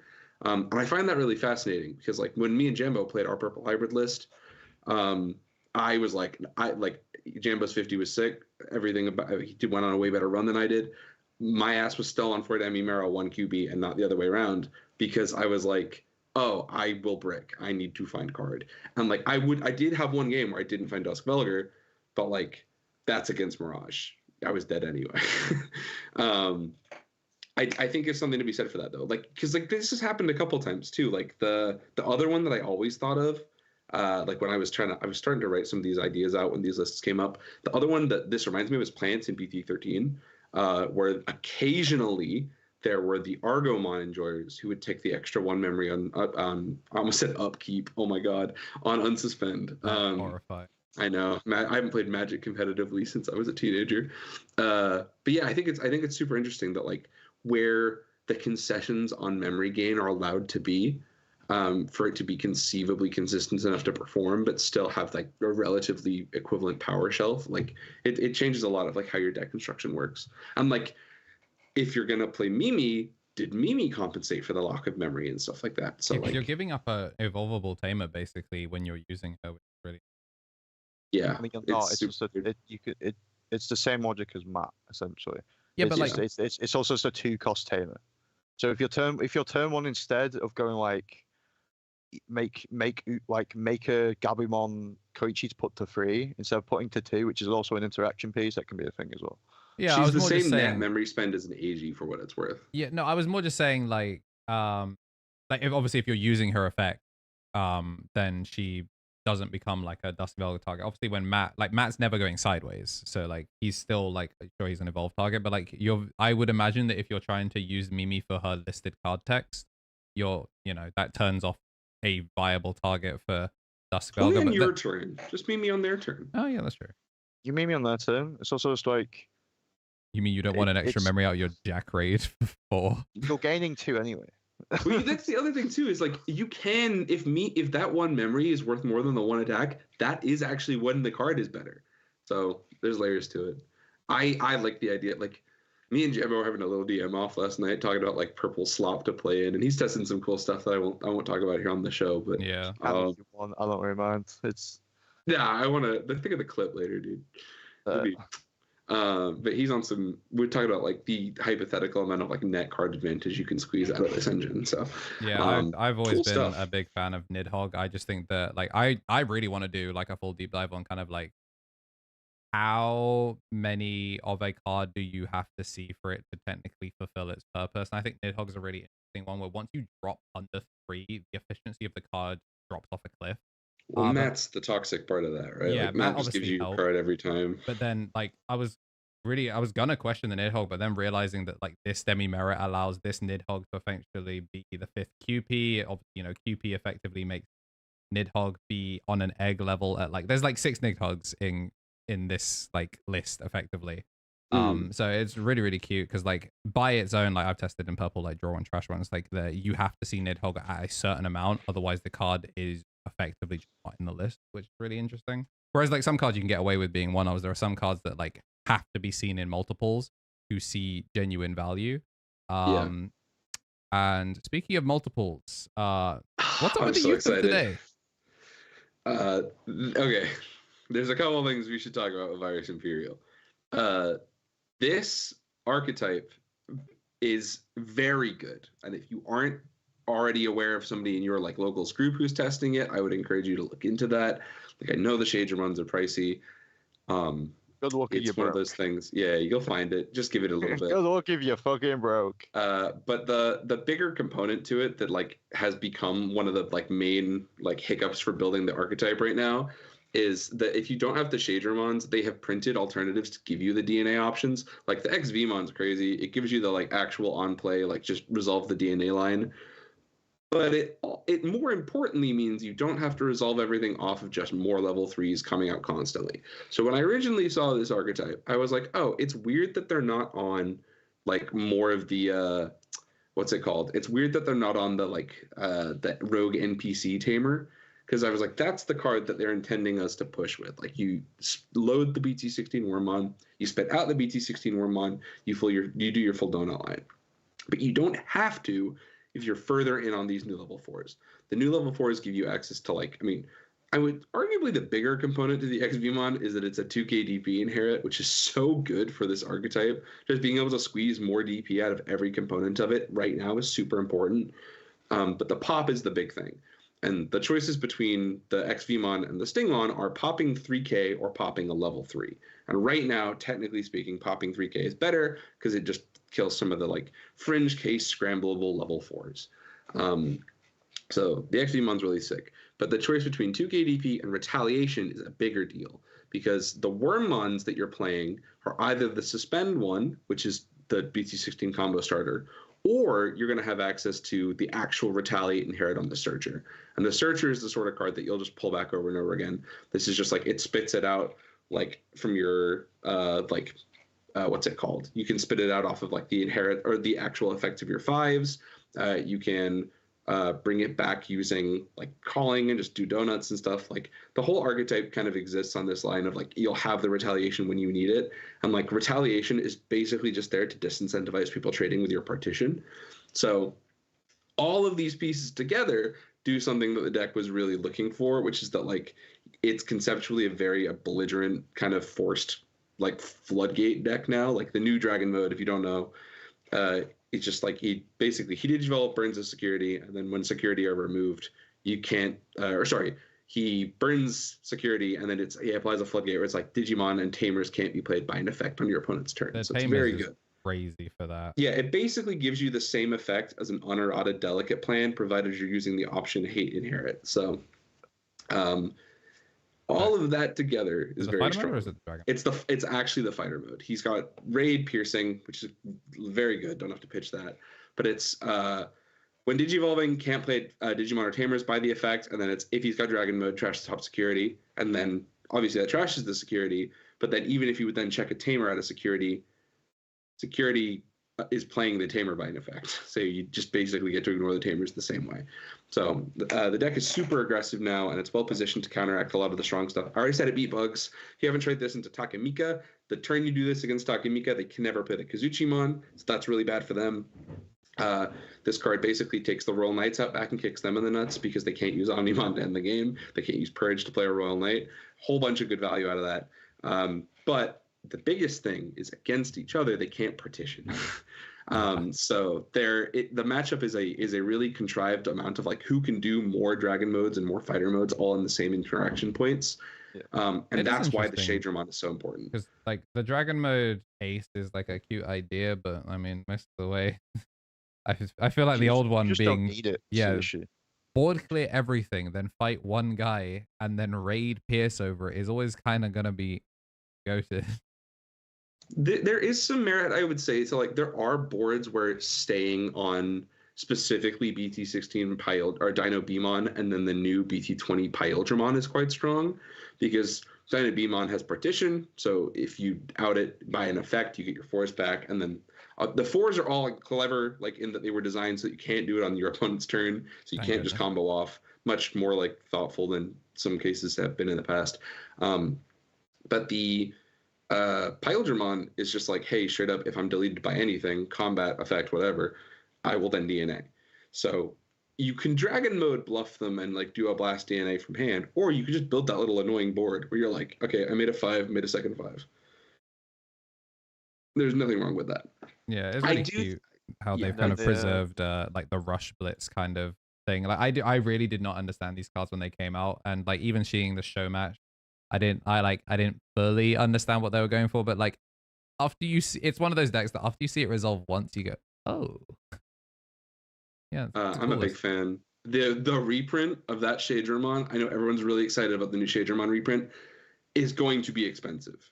I worry people think like if you can't get your Shadramons now and like you haven't caught them on the price diff at the moment, I would consider finding a vendor who will sell them to you at a price that you could get in on, because when the event pack reprints come out, they are not going to be that much cheaper. Yeah. You either go to an event or I don't know.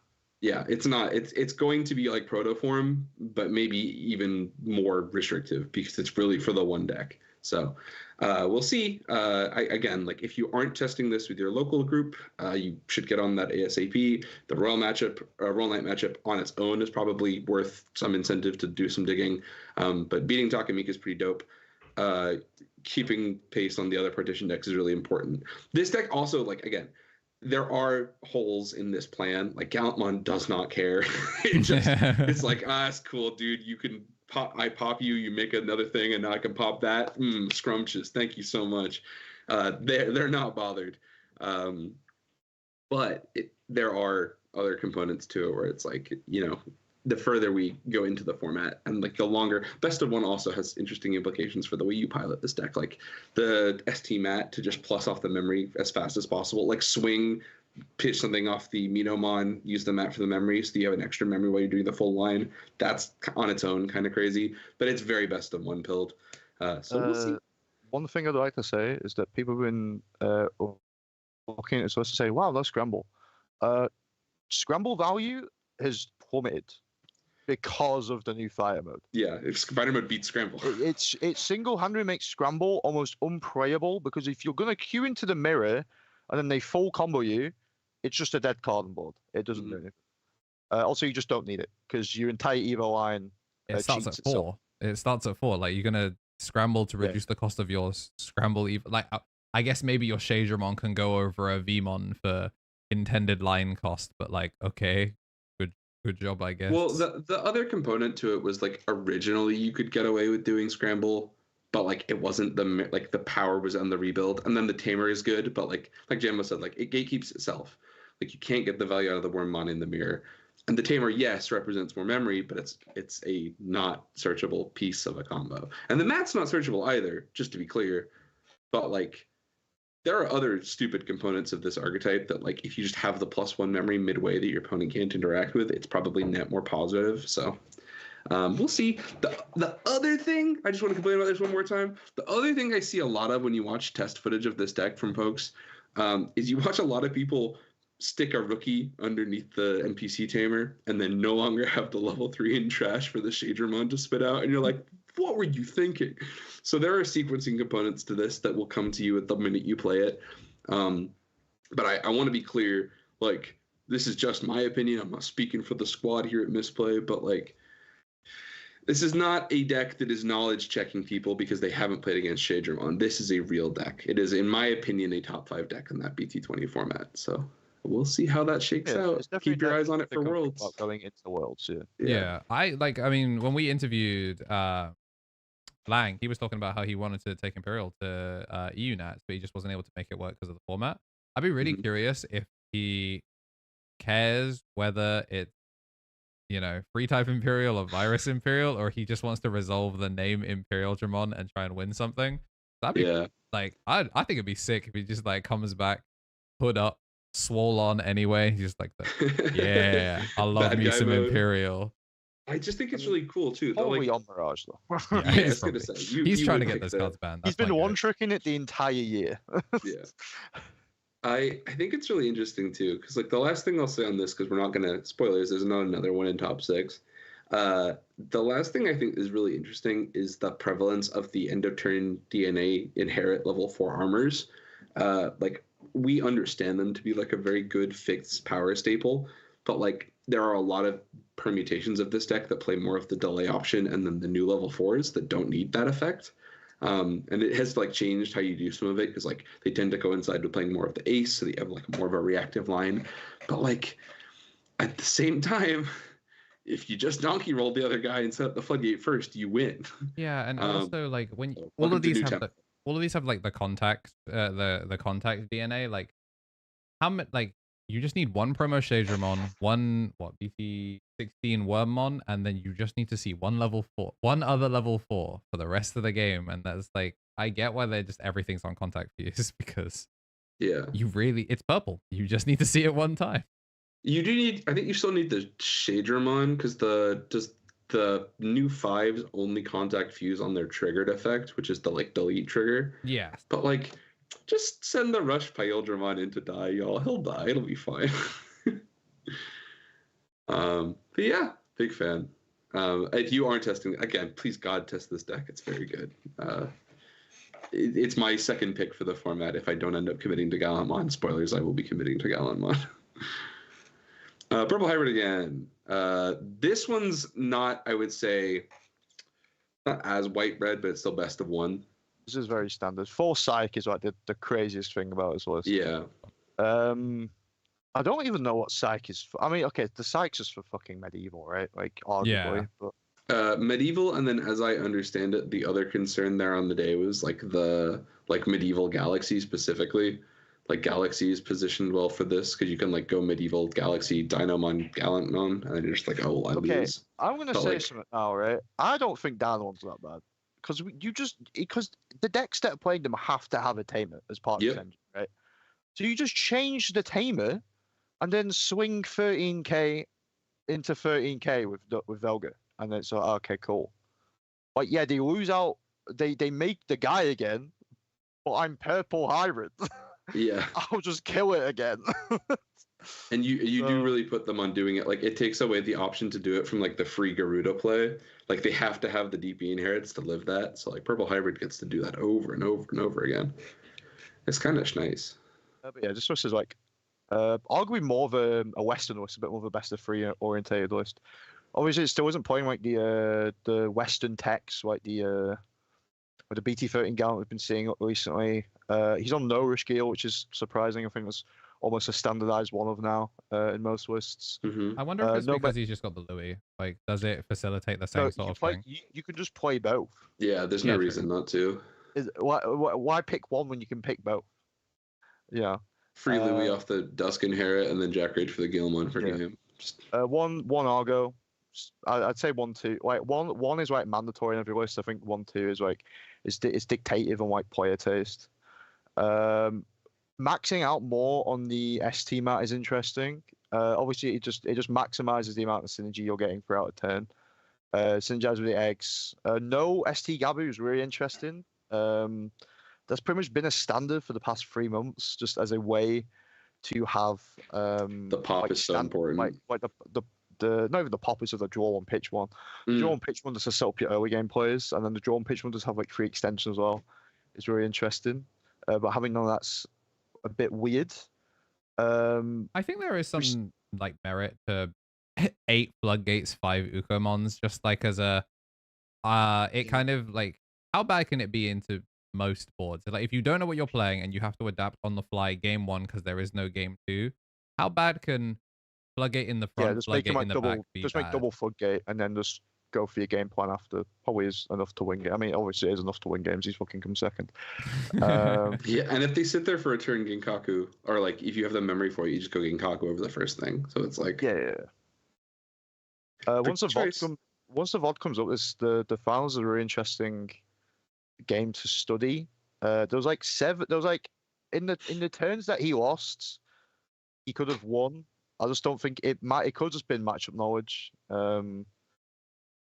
But the build's not interesting. It's just purple hybrid. But there's a way of piloting, and you know, everyone plays it a little bit uniquely. Everyone values more things. But yeah, this is just like, I'd say the other list is better. I'm not gonna lie. I'd much rather play the other list.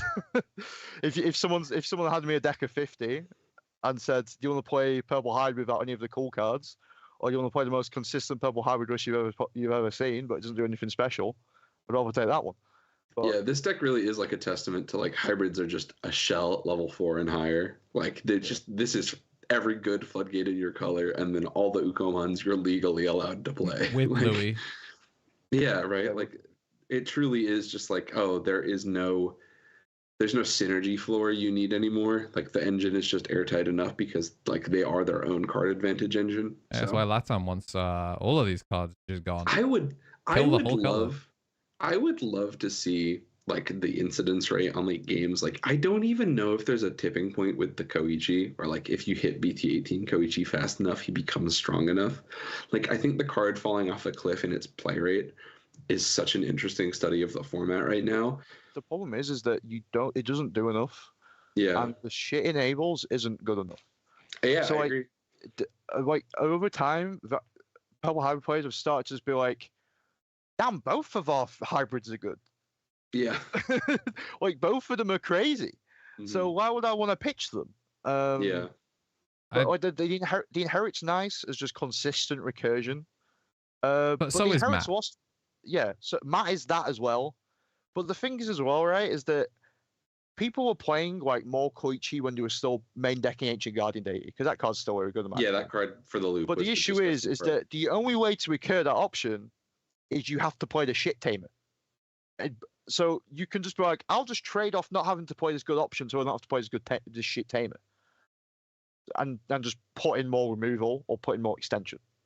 Yeah. So that's probably the reason it's gone down. I think one of the things you said about it being kind of a little bit more of a Western list, I think is really kind of spot on as well. Because I think, like, I mean, Donkey Nog in chat, like, he's a fantastic example. His match versus Tyler, where he choked him to 1 for like 9 turns in a row, and like the Koichi does pop out. He costs 4. If you know, we talk about it all the time in the memory things. How much is infinite memory worth? And how many turns where the Koichi was there and he could pitch 1 and go to 2 and make 1 game action versus any of these 7 mats popping out of security would have given him the ability to play the game. I think like speaks volumes that he's gone for 7 mats. Like it took me a while to even notice that. It's just like when you said maxed out and I was staring at the 3 mats, I'm like, well, he hasn't maxed them. That is the wrong mat. There's 7 of these guys. Yeah, I think this really is an adaptation we've seen over time. Because you want at least 1 at all times, right? And I think there probably is enough examples now where 3 mat sometimes just isn't enough, which is insane to me. Obviously, Ari game 3 at Oceania. That was a heartbreaker. Broden C1 for like 27 cards, which is insane. I forget, like it wasn't even security. Like it didn't even get there was two in life, and he burned both of them. Yeah. Off full Take combo. I'm like, oh, okay. So you just have to find it. Yeah. I think it's interesting too. Like people talk like, well, maybe we get a second to talk about some of the things we think about cards again once we do our little set review in a minute. But like, oh my god, like, yes, the ST mat is really interesting because it technically is the same amount of net memory in your line as you are like saving by going over Koichi, but like. The tipping point is crazy, y'all. You get away with murder because of BT3 mat or BT2 mat. I forget, old days. But yeah, anyway, this didn't win though. No, it didn't. Despite it all, it lost 1 game in 7 rounds. As we alluded to before, Imperial's big day out. Maybe more fair to say Hexablau's big day out. Yep. Do you want to get on your soapbox, Jambo, or do you want me to complain about it this time? I'd be happy to do it. We're 2 hybrid brothers in arms. I've said my piece about this card plenty of times. It's too generic, but yeah. I'll let that. I'll let you speak a bit more about it. The thing about Hexablau is it's not. I'm not going to say and become clickbait. I'm not saying that it is like as bad as Mirage. I'm not suggesting that.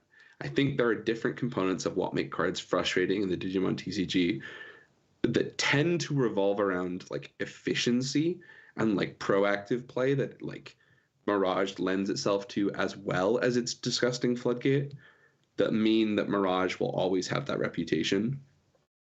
What I am going to say about it is if they print another blue Digimon for a main character push deck that doesn't say evolves over your regular ass level 5 in name, I'm gonna go postal. If they've had to print every Greymon for the last 2 years with evolves over Greymon or for 19, then they got to start doing it to these blue cards, because it's unwell that you can HPD into a freaking Hexablow turn. I He think did that. the problem. He did that in the It's wrong. It's He not did it in good the for the game. finals. His opponent I had know. to read HBD. Yeah. It's so Wait, what? so gross. I'm like, because it's just generic and it's just pay 4. 4 is, if this card said pay 4 to do this thing in 2023, we'd be like, well, it costs 4. There's a steep cost to that. But 4 is not a steep cost anymore. The game's memory efficiency has accelerated to that point. And like, there are cards catered to these best of 1 events that I'm trying to be conscious of, because I'm not suggesting that it's always the best card in every version it's in. But I'll put it this way. There's a reason Hexablow gets put in Imperial and not Mirage in Imperial. Okay? There are levels to this thing. And part of that is that like the Stingmon is the extra card draw you need and everything like that. But there is a tipping point where it's like, if this singularly gatekeeps out, like it strips the partition sources in your mirrors, it strips the protection and redirects from the bugs. That bug player on 1 Izzy, bad luck, king. Ooh, you're gonna get your stuff taken away because you can't go sideways anymore. The like inevitability of just like I'm not a making Digimon effect. I'm a Tamer effect. Smile. yeah, it's so stupid. And like, yes, part of that is Daiken. Like Daiken's Source Strip inherently synergizes better with the Hexablow. Like Jambo said, like the fact that it's a Tamer effect, nominal value increase there because it does get around things that are format defining, like the bugs. But if you don't have something for that, you just immediately lose the game. Like my played against shouts to Badger, UK superstar, beat the crap out of me at Utrecht. Straight up on turn 3 of my first round at Utrecht was like, hey man, I got you, so sorry. And he made a Hexablow. And I was like, all right, give him 2. And that's how it goes. Like there are matchups where it is that much of a blanket check. So Actually, can give it partition. yeah, the craziest it's so nuts. I have to out this card that is actively making it so I cannot win this game. If I do, he makes another one, and I cannot do anything about it. Yeah. Yeah, it's vile. Like the deck quite literally has everything. I think it speaks a lot that I was looking at it only like loses to itself. Yeah, only loses to itself. Like we've seen our Imperial player on green scramble because he's like really fishing for like the memory extension stuff, but like blue scramble, and they only need 1 because Primo is the other scramble. Like you Well, don't. the thing like Jambo alluded to, right, is like you pop the Hexablow and the partition force come out, but then scramble the Pyeldramon back. So then it DNAs again. Yeah. So you're cooked no matter what. You really do have to out it multiple times at once. I'm like, yes, scramble worse, but only for the free body. At that point, they don't care. The one of Ice Wall is really funny. But yeah, I mean, deck is just awful to look at. I like the TommyNT over like being that 3 of the Lydramon. Because obviously, yeah, a lot of these cards. I was going to ask you about that actually. Why? Because that's the one that it costs more. Lydramon is 2 over green or Vmon, right? No, it's 3 over green, 2 over Vmon. It's the same design. Oh, it's the exact same cost as Hogemogu? The actual better thing about it is technically, like TommyNT is technically more generic because it evolves blue-green, whereas Lydramon evolves explicitly over green because it's old armor style. The logic is that you play more live just if you want to just get rid of like Footgate guys because it just says kill a Footgate on it. Whereas TommyNT is like random Source Strip, which plays into the Hexablow because it's like when a guy gets suspended, yoink. Yeah, it beats Magnamon. It randomly picks off. It does randomly pick off overflow targets. You're slowly chipping away at a guy. I think the thing that like you were saying, like Hexablow's obviously super obnoxious in this because not only is it Source Strip, it's also on one of the tallest archetypes in the game. We're not playing in an X-Antibody format where there's X-Antibody Digimon stacking stacks on stacks on stacks on stacks. So a DNA deck is going to be the tallest stack in the game just by default. So like the Hexablow, even if you don't Source Strip shit, like maybe it is a protected bug at the time that you make it and you somehow had no Daiken and still full combo because BT16 Wormmon does the whole thing. You're probably still going to be taller than them anyway because a 3 plus a 3 plus a 4 plus a 4 plus a 5 plus a 6 is taller than regular Digimon. So like the card is insane. The problem with blue right now, the Greymon's a great example, is like all of the pro tags are playing they are the most like trust fund kid, blonde hair, showing up monocolor deck. All of these other protagonists, like Ty's been dipping his hands into red and black and green. You know, like Shine is yellow. Catch me on that red. Skull Gray. Like the blue-green shit is because The Imperial purple Digimon. motherfucker. But then like all of these fucking blue That's the Deuteronomists, like they're just there, just like, I love me some blue or I love me some purple. I won't put them together because I don't want like if Hexa like thank God he's Look not what happened liberated. to Malga when they did that. Yeah, like they beat his, didn't play him. beat his ass, and put him in jail. Dude, it's so funny. Like the one caveat is, hey, at least he's not liberator tag. So like Skibbity, that whole line can't find him as easily. Like thank God he's not liberator tag. But when you draw 26 off your first swing with Pyldramon, you'll find him. And it is insane. You could just be like, my single Pyldramon is going to draw me 5 cards this turn. Yeah, 5 cards. It's so perfectly built for best of one. It kind of feels like a joke. And it is also like it goes without saying as well. Like you can't go every week on Misplay without talking about Daiken. But like Daiken really like every interval of a Daiken They've coming out like of security. single-handedly put the entire like blue-green Imperial card design in a fucking like strapped to a chair, gun to its head. Yeah. It's like, you want to be good in the future? Fuck you, bro. You're getting Daiken. Yeah. If we This make is you it good now. again, we're gonna have to take your fucking tamer. It's like, oh my god, please, no, okay, stop, please. Dude, that card was so good that it was being used in Virus Imperial for a bit before they started actually getting more good cards. They were So they like, actually started getting good cards. yeah, they're just like, I mean, Daiken the Wormmon. Unashamedly might as well. love my one pre-release Daiken that I ran in Virus Imperial just because I thought it was the funniest thing. I will say this as well, is it's like again, we talked about some adaptations for BT20. If you don't know, the Vmon and Wormmon find Imperial Dramon, not just the free types. Yeah. So they can find the virus fighter mode. Really want to. Yeah, do with Have that a bit of a Crimson Blaze in your fucking Imperial deck. Yeah, like before we were like, why would you ever do that? Now there's some good cards that you might consider doing it. Yeah, Virus stole BT12 fighter mode for a little while, so BT20 fighter mode getting put in this is kind of like a beautiful little paradox. I think it's really hype too, because the Imperial players, like real game recognized game, I've seen some shiny Imperial Dramon decks over the years, so I would love to see one of those 2 stars. That'd be kind of hype. Andrew, But anyway, could you just go back to like the big pie chart with all the Yeah, decks I on can it? All right, oh God, I want to yes. say something. How the fuck can Japan not play Take? Yeah, it is crazy. I'm None sorry. of them converting. I'm sorry. How the fuck do you guys put one of these bastards in top 16, single in top 16? And I have evidence. There were Man more on Royal Twitter, Knights. Shane Tan, right? Do you know in Oceania, the guy made the mistake of pitching the option? History is nothing but a circle.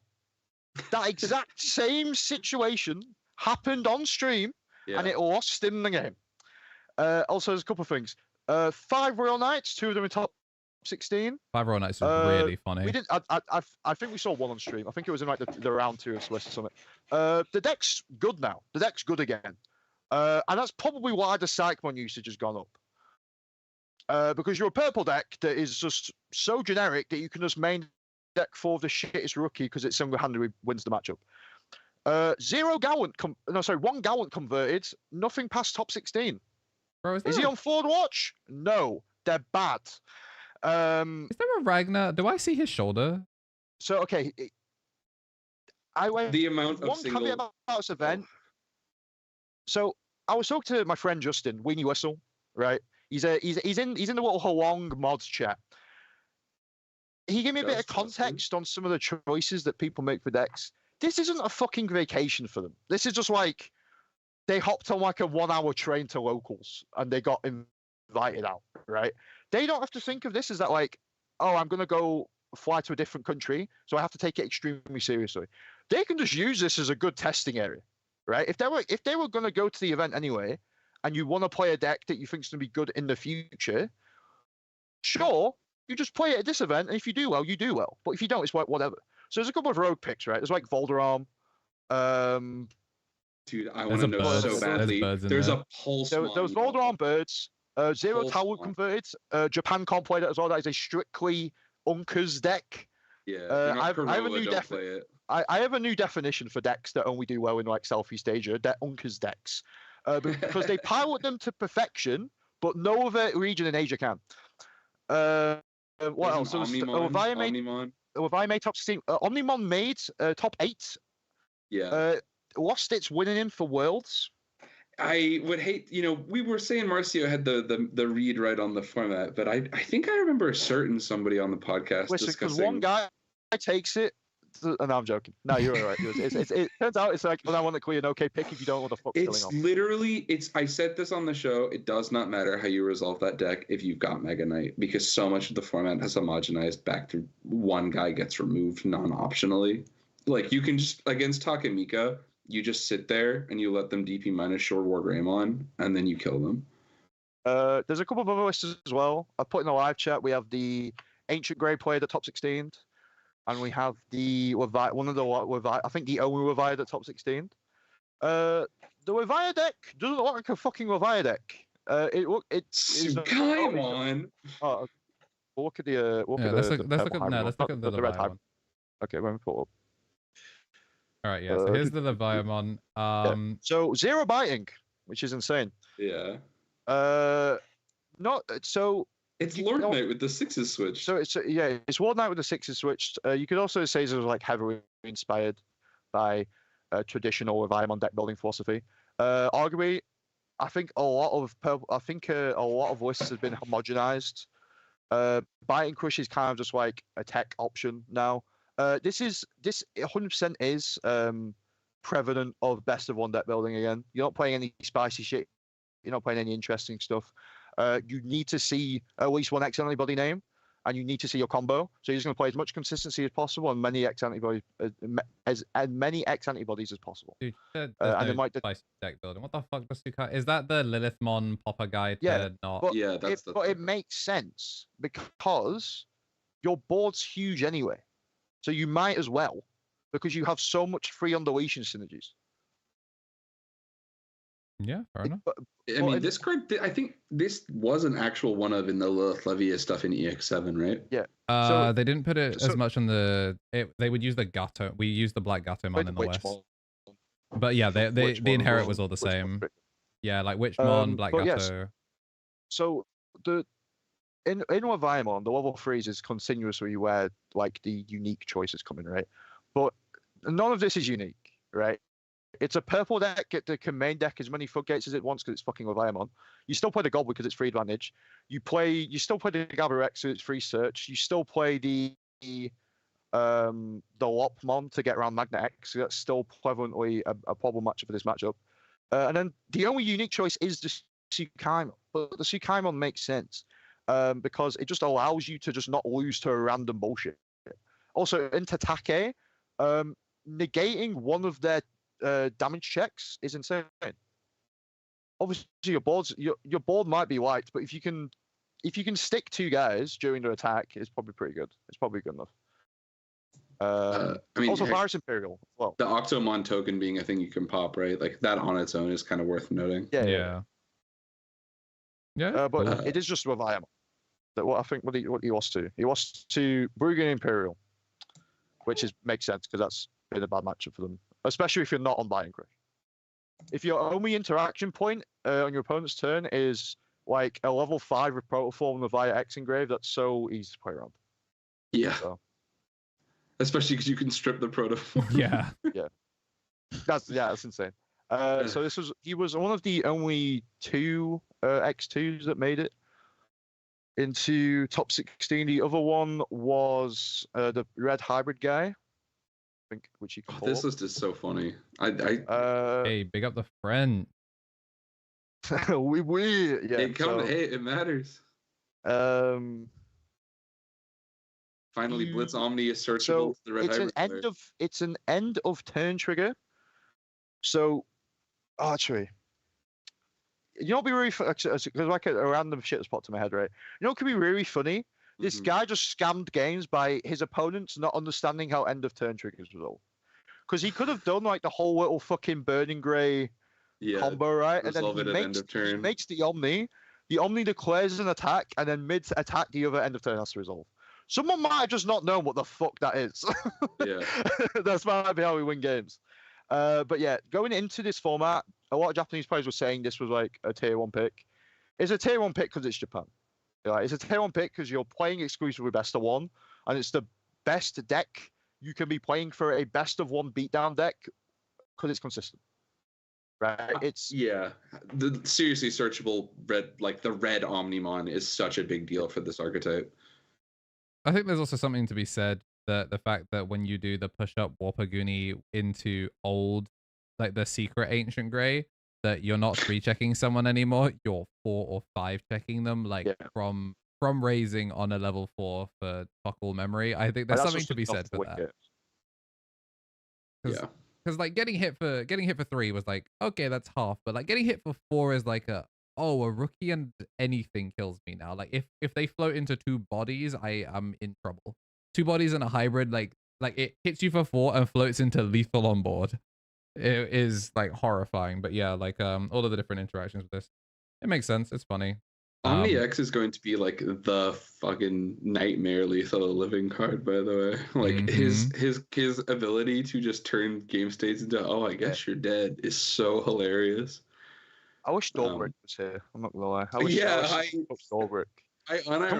Can we make Derek a Japanese citizen and just like drop him into Japan for a year and just get him to qualify from these events? Can we just do that card banned for me? Bro, he would go to Kohei would be like, wow, it's so interesting. It's so interesting, guys. It's such a cool deck idea. It's like, so you put how many cards in your hand on the dragon? Dude, I mean, just everything with dragon in his name. Glasgow is so funny that all the Dynamon cards are Dorbic support as well. Yeah, it's so funny. What I'm saying is fucking Master Tyrannomon, another sec +1 inherit. waiter, please, another sec +1. I'm just saying, bro. Glasgow's 2.5. Derek, he could go up north with nothing to lose. Bro, he's taking Glasgow by storm, mate. That's what he's doing. Yeah, unironically. I don't know. There's a couple of unique choices. We see a Ganku. Now, we don't know if that's Jesmon or Lies of G. If it can't be Lies of Tommy G. Tricks. Okay, Jesmon hasn't been receiving love. Lies of G has. It might be Lies of G. It's the next step up from puppet control for sure. But I look, I'm not going to pretend that if you guys aren't channel members, check out the channel membership so you can watch the like deep dive master meeting of the minds for the Jesmon Plagues that Andrew, DigiDread, and Tommy Tricks on the Sticks all did their Boko on this last month. So you can watch that a little bit early. But Jesmon is really interesting because those cards seem to find, like, some people seem to be attracted to them, like the Green Goblin Mask, where it's like no matter what, they won't leave them alone or get up from the table. Like, they must resolve Savior Huckmon no matter what, or it will kill them. Yeah. And so we'll see. I would love to be proven wrong that there is some merit to them, but like Jambo said, like, unless you're playing Gankumon Invincible board puppet control, what the hell? Who cares? There's one Agar, obviously the Tyrant converted. The Omni converted as well. Someone was just on. Yeah, someone was just. I'll go through the one first. Mm-hmm. Someone was just on 8 AG Luger. Like he was just playing the BT14 game plan. I don't know. Yeah. He won a couple of Evo Cups in his area. He was like, fuck it, I guess I'll play this. 1 BLs, 1 Ragnar, 1 Selfie-mon. Yeah. I've heard a couple people say that like Talismon stuff, but I need to see it. I don't know if you've seen the little Beelzemon combo, the little Balmon Beelzemon combo has been pioneered. So the Balmon's free from BT10, so it just floats into a fucking Beelzemon for 0 cost. It's so fucking funny. And then 1 Sakuya, just like standard Sakuya X. 1 cross, it could have been the little cheeky Mega Digimon Assembly build. Mm-hmm. Talk about Mega Digimon Assembly. Anyway, it's 1 Phoenix X birds, obviously, and then 1 Pulse, The Pulse could be used. It probably is news. The Pulse is only playable with the new stuff, with the new Kazuchimon. Yeah, the Kazuchimon is actually pretty sweet. But then, obviously, a deck that I didn't think actually would get enough play, which is Mega Digimon Assembly itself, is Volderon. And now, Tommy, if you want to take it away with Volderon, right? Listen. I know there are players much more accomplished than I am who are going to discuss this deck down the line in the future because it does a lot of really silly stuff. But the top and bottom of it for me at the moment is it is an actual return to yellow vaccine. I don't know to the extent by which it will be seeing results like that, but every single one of these cards is a yellow, other than Volderon, a yellow level 6 or lower vaccine type Digimon. So it seems like early results suggest that you just play a puke-inducing amount of BT1TK, a puke-inducing amount of Emissary, and then you just ride the wave out. It's just forums. Yeah, it's really disturbing. Like you can play some Ukomons to round your curve if you want, but you don't have to. You'll just donkey roll a guy, and then Chaosmon singularly has particularly critical tamer interaction where it's like it stops the on players of the tamers as well. So your mats just kind of don't get to resolve if you're playing against Purple Hybrid. We'll see if it's ever fast enough to matter against Purple Hybrid. The option of allowing self-partition as well is very important. But I think there's a lot of innovation going forward. I think when Western deck builds will get the cards, bro, this shit's going to be blown open. I'm already thinking about pretty much Cherubi, right? Instead of Verudu Dumon, whatever the fuck his name is. You play Cherubi Ace instead. It makes a 4, and you Jogress. Yep. And then you just get to play another guy, pop a guy, and then you just make another 4 to pop another guy, and then you just get to keep extending because the Bancho Weamon's the good 6 in that line. Yeah. The Bancho Weamon is insane. Crazy. Is there a world where you make not Volderon and you make the Brigade Chaosmon? Because that also has partition, right? It has a use, and it is still a vaccine tag Digimon. You probably still play it. Because you can make any Chaos DNA with just any yellow or black 6. No, Ultimate Chaos actually is an unknown type, so you can't use him in the same vaccine silliness stuff. Yeah, but it's still usable in other situations. But you're never emissarying into it. You're always sure. Yeah. I'm purely off the searchability. Okay. Also, the options are pretty good. The in the 2 of. I actually it. Yeah, it took me a while. At first, I was like, "Is that a Lord Knight?" But no, that's Kuzuhamon. So I'm assuming Ruin Mode Loop is kind of just like I don't know. Now that people have realized, yeah, it just hasn't converted outside of the folks. Also, it has a bad Virus Imperial matchup. Yeah, if you're not Kurova, it's not worth it. And even he's playing Virus Imperial right now. I think we've also seen too many of the players. Shit! What the fuck? No, he's got Welton for you. What the fuck? Yeah. What the fuck? Bowman, lay it down, bro. Yeah. God. Oh, fuck's sake. No, I'm just... But yeah, Ruin Mode Loop is interesting because I feel like we've watched so many games on stream of players going, yeah, minus 15k. I'm like, okay, so what you're saying is I can't help you scramble. I'm like, oh, GG's. Well, you see so many people bubble. That's so funny. like I can't wait to watch a player do nays minus 25k my board or some nonsense, and then I'll be like, damn, you got me. How many cards in deck? And they go, none. I'm like, cool. And they try and scramble. I'm like, where's my Digimon? And they go, oh, GG's. Oh shit, guess you deck yourself out, bro. Yeah, I can't wait. I can't wait for someone to just see the line and not the line, Wile E. Coyote runs off a cliff, but he just doesn't look down, doesn't start falling. I can't wait to just watch someone try and just make a gap. And they've long since left that cliff behind. Yeah, you're halfway through the combo and you realize you're dead. I've done that on Bills so many times. I actually might bring Bills on Wednesday. I just need to put together 50 cards. Can we start proxying soon? Because I want to get some good testing going for the new set. We'll probably talk to Judge Terry once he gets back from YCS Birmingham. Get him a case. We'll sort something out, but I don't know if we're going to be able to proxy at regular Wednesday locals, but in a mysterious location locals, maybe some proxy testing. A separate show up if you know what's up. Bro, we're making FGC content in that house. If I can't call Jamie a bitch ass motherfucker as I beat him in a 1v1 after our little grudge match, come on, bro. Maybe the dream of me finally making my O2 dogfighting series isn't dead after all. I'm betting against Jamie. Like it's gonna be like you do the intro and like here's our recurring like baseline. He's always there just to make sure we have consistent games, and then there's me that comes in. There's like a shadow behind him. It's like, and I'm here to drop 50 racks against him. You come out like a boxing entrance, like I a got my big rope PayPal open right now. out of the shadow. A mysterious benefactor with YouTuber money. He's right. How did the event go, guys? We're banned from Twitch for gambling. We had to go on Kick now. Oh god, if you ever catch me making Digimon content on Kick, I want somebody to find me and get a hit. Yeah, insane. You know what? That's what Kick and someone's just streaming an Alt Cup run. Yeah, I think I've decided this is what we're doing. Somebody donates $60 to make you throw. Yo, Jumbo, please unlock the Jack Raid. $60 to scoop right now. Look at your hand. What are we saying, chat? You know that show, the Impractical Jokers, where they have like the earpieces? Yeah. It's like you get to feed somebody lines and be like, "Oh, my hand is so bad." Jack Raid. Be beautiful.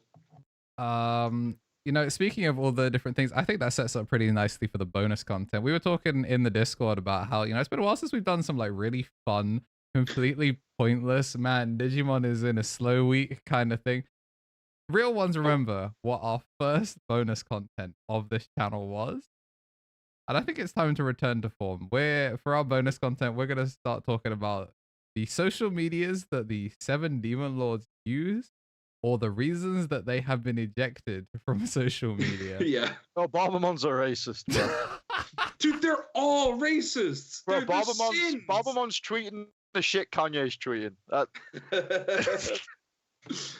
But Barbamon and Lilithmon are banned for hate crimes for sure. Yeah, like if you want more engaging content like that, be sure to become a champion member on YouTube. Big thank you to everyone that has been supporting us. Again, Ultimates, you will be getting some cool stuff soon. The video will be out publicly by the end of February, and hopefully for Ultimates it will be, I don't think 2 weeks. Do we even have 2 weeks left of February? We have more than 2 weeks left of February. It's feasible that we can do it. Hopefully by the 23rd, this video will be out. My editing, and the playtest farm being finished, everying should be done. Yes, conceptually. Now that Marcio's back from the YCS, he has no excuse. He will be in the sweatshop getting me footage. So yeah, hopefully that video will be done. We're gonna keep pumping out some fun stuff. I'll keep making content and maybe stop doing it right before I go to bed and going, what the hell is happening? But I know what most of the EX8 cards do now, which is pretty cool. So I look forward to having to relearn what all of the 2.5 cards do in like 3 weeks, which is a horrifying thing to think about. You mean right now, right? Because we're doing the set reveal. We're doing the set. Oh, son of a... All right, let's bring it up. We'll zoom through this one, chat. We'll give you guys our editor's notes pick. Do you guys want to do a top 10? Yeah. Oh my god, can we do a top 10? Like an Animal Planet top 10? Go on, Watch Mojo. Welcome to WatchMojo.com. See, the fact that you said Watch Mojo and I said Animal Planet is a sign that I'm old enough to somebody have had taken my organ donor for me. I don't know if you've ever seen the Tom Holland interview he did. With where he meets the Watch Mojo lady. And she was like, yeah, I do the intro. He's like, no way. He's like, welcome to WatchMojo.com. Like, to be fair, so funny. I've met Simon from What Culture. Great dude. I love him. I've got a random picture with like me, him, and Jade at some EGX somewhere that I got free entry to. And I was like, yo, I'm What Culture. Great dude. Love him. Yeah. In a previous career path, I met a couple folks that made interesting content I liked online, but it's all relative. The actual elation I met when I met DigiDread the first time was really the sign that I had finally managed it on content creation. I love that guy. If you guys haven't gone and watched or streamed the episode, I love him. I don't know if he's still watching. He has the most insane production I've ever seen. I love that dude. But if you haven't seen the episode where we had him and TommyNT on, go watch it because bro kills. Oh, what the heck? It's not the end of the episode, but this is a plug. Go watch the Lethal Living compilation. It's up, and we would love it if you would give that one some clicks. Thank you so much. I love Lethal Living. That's the clip of it's so funny. Like that is like the end goal. The Jambo clip made me laugh so much. I think I remembered that game halfway through. The end goal for this podcast, obviously, be able to self-sufficient, be able to support the homies, yada yada yada, go big, go home, I fight for my friends, all that. I want to be able to do Lethal or Living and not spend 8 hours searching for a clip. That's my goal. So please, if you're in the Twitch chat or, you just go into the comments of Lethal or Living, you'll see a pinned comment. And if I haven't, I've been trolling. But there's a link to submit clips for Lethal or Living. So that way my job gets easier. And you can see your clips that you found on a very funny game show and cause huge economic damage to the free mono coins that are given I'm out. so much more broke than I used to be. Really funny. How do I on card app look for specific? Just a specific set. I would say we should just do 2.5 as BT20. That makes the most sense to me because we've already talked to death about some of the other stuff. Excuse me, but you can also search special booster 2.5 and in the search bar and it should come up. Yeah, you can just type in 2.5.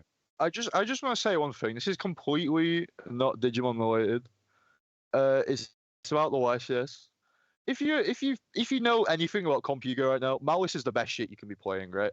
It's crazy. Our fact, the Lancia had a 94% side deck presence. Wait, sorry. Are the stats out today already? Yeah. Holy crap! 94%. Wait, drop that in the live chat. We can take a quick tangent. Yeah, we got a quick look-see If here. you weren't on that shit, you were probably playing Malice. Let me find the what there's. I have too many servers. You're too online, Jambos. Has anyone ever told you that? It's my age. I believe it. I'm too young. I'm like 22 playing Digimon. What's going on? I should play One Piece. That's double Droll and Mockbird is crazy. Yeah, 96% is insane.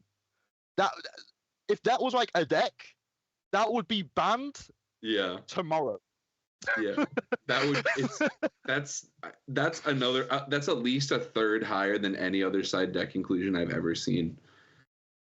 Like I'm trying to think back to like how many like competitive formats I like kept up with like watching.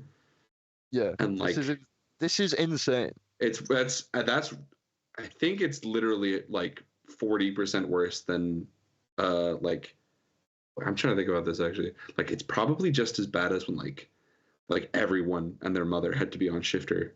Like the incidental usage rate. Like that's probably at 40% more. And the thing is, right, you just can't really play shifter this format unless you're playing Malice. Malice specifically. If you queue into Malice and you go shifter, it's like sick, I've just lost the game. Yeah. But yeah, sorry, that's a little tangent. I just thought this was the most insane statistic I've ever seen. Dude, I hope Digimon gets stuff like this one day, where after day one we can just start pulling out random stat stuff. It exists. This tool exists. It's called Limitless game. Yeah, it's Limitless when they accidentally leak the lists after day one. It's a feature now. Or wow, it's on stream. Smile. Yeah, I was gonna say. Oh my god. Couldn't be me though. I'm a consummate professional. Tune in for the Ulti Cup tomorrow, by the way. Yep, I'm not casting it. Friend of the channel is. Oh, Red Scar TCG. Extremely good friend of the channel. That's the guy. Yeah. We like him.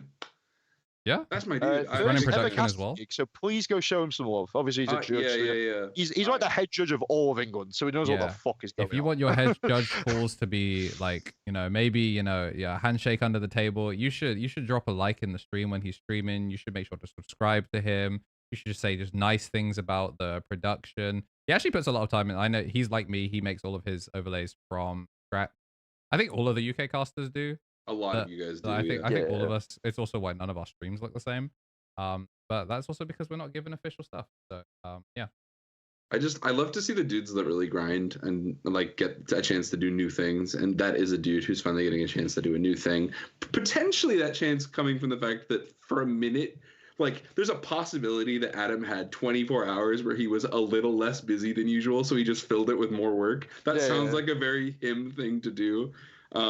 But yeah, shout out to the homie. We're big fans. Yeah, I love Eden, tomorrow. If you guys catch me, the dream, by the way, is if you catch us at an event this year, I will also likely have an Eden deck for day 2 if I don't make day 2. So come through for some Eden. That would be kind of sweet. I promise I'm not playing the cringe stuff I built. Hope I can run it up on top tables. Hope I can win. That'd be sick. Yeah, you guys are gonna catch me on my. The now Chica burst mode staring at me. What's on the? It's the Agu or the Shine line, right? Yeah, it's still a shine line. Sick.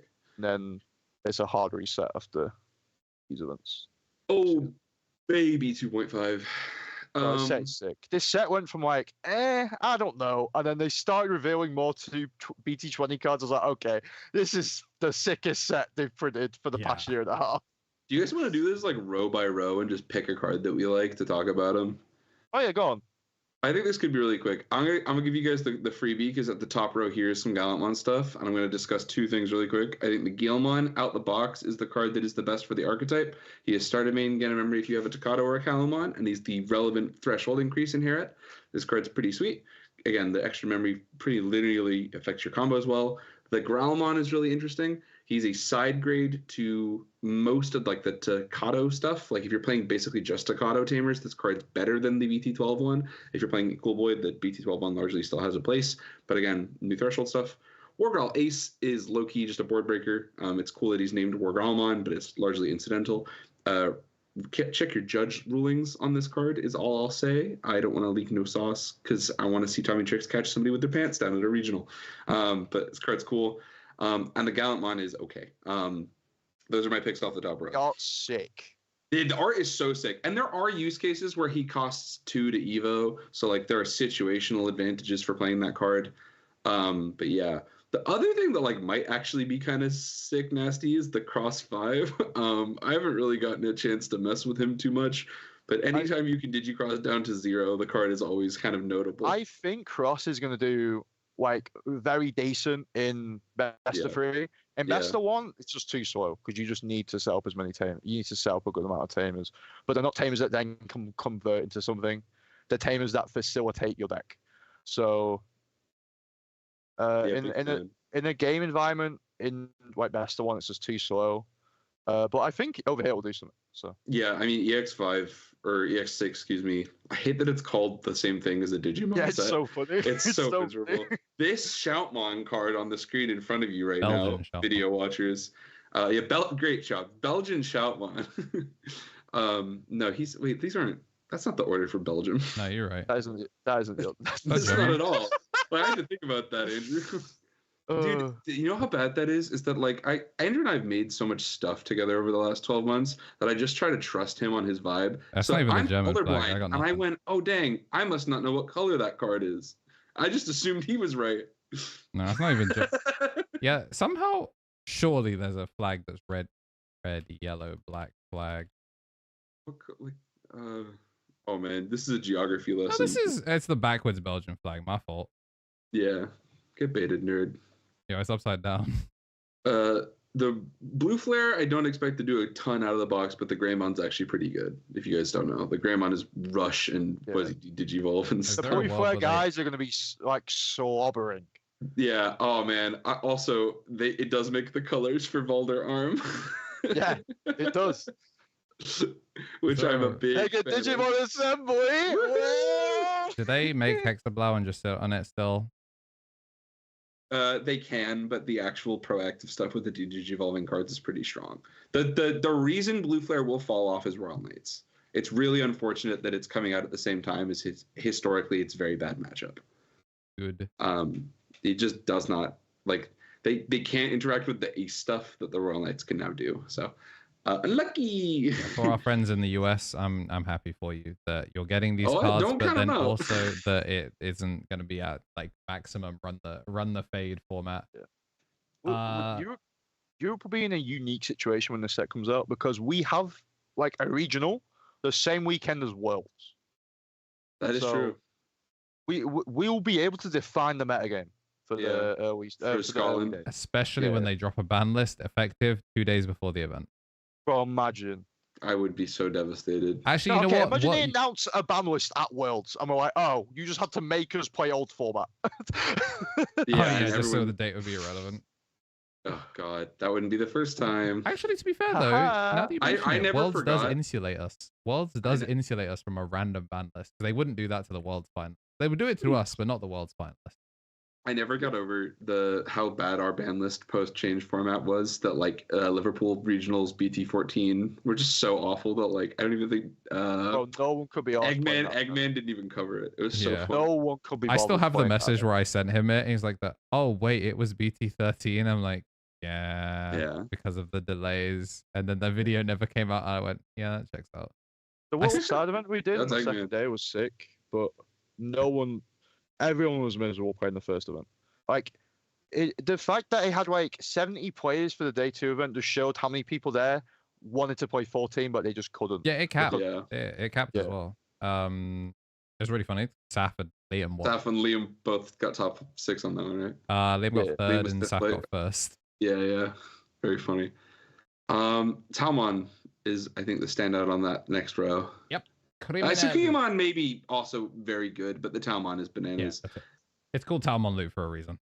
The thing is, I've said this, I actually anticipate Talmon Loop it's going to lose to to the new fighter mode, so we'll see how, if any, it makes a splash. But I think it's a deck that conceptually is a better control option for a best of 3 than it is in best of 1. Like you just end on Venuses more. You just make a board with the new one, with the new Sakuya, and you just end on the Venus. Yep. It's really sweet. I just need to see it move together in a best of 3 time constraint, because Yeah, so go on. No, I was gonna say I would have to see if it has what it takes to like actually just like, if this is just another tie merchant, I'm not interested. But I think there are ways to make it not one of those. So Plugins right There's there. been adaptations. You play the green Agumon. red Agumon because yeah. it just means you can combo from turn 1. Yeah, Turn the fact that it's red green, Andrew, lets you use red Koromon to draw with, but because it's green, you can use Digivolution plugin with that color source. Ooh. Yeah, that's a Kurova. Oh, and it's a 0 cost Evo of a Koromon Yeah. anyway. Okay. That's a cute. Kurova tech. That's the homie. That's cute. It's like very Christmas hybrid, kind of. Very much so. Yeah, except you get cheated 19 memory on turn 0, and you can't do anything about it. The Justimon cards are there. Yeah, the Justimon So I cards want are to talk here. about how badly they fucked over Rapid One. Oh no, okay. I really like the ace, but I agree with you on the rest of these cards. Yeah, no, okay, I hate the ace. Really? Really? I hate the ace. What listening. I'll hear the you fuck out. were they doing? What were they doing? This doesn't do anything Oh yeah, it's that the kind of deck mediocre. wants to do. Sick, you tap down my guy, and you keep it suspended. You know what I'm making? I'm making Rapid X. You know what Rapid X does? It taps down the board. It does. The thing I think this matters the most for is it is an 8,000 DP swing with Rapid Mon X to swing over big guys, which against Royal Knights does matter. Yeah. This is But even like that's good in it. Leopards. This is bad in No, Leopards. this But card you will can't see no cheat play in this off Leopard. anything for a good cost because it's Yeah. 5. It will see 0 play in Leopardmon. I guess Leopardmon BT13 spitting it out for 1 is conceptually funny, but like it's not good. Yeah. The The Inheritance. Inherit's the only good thing on it. The Inherit's the only good thing on it. Yep, I agree. That's why I like it though. I like that it's a your turn rather than an all turns. They really want you to be proactive rather than just making big, Yeah. like Big Mega Gargo that But then can't the die. Mega Gargo shit. Yeah, oh dude, it's terrible.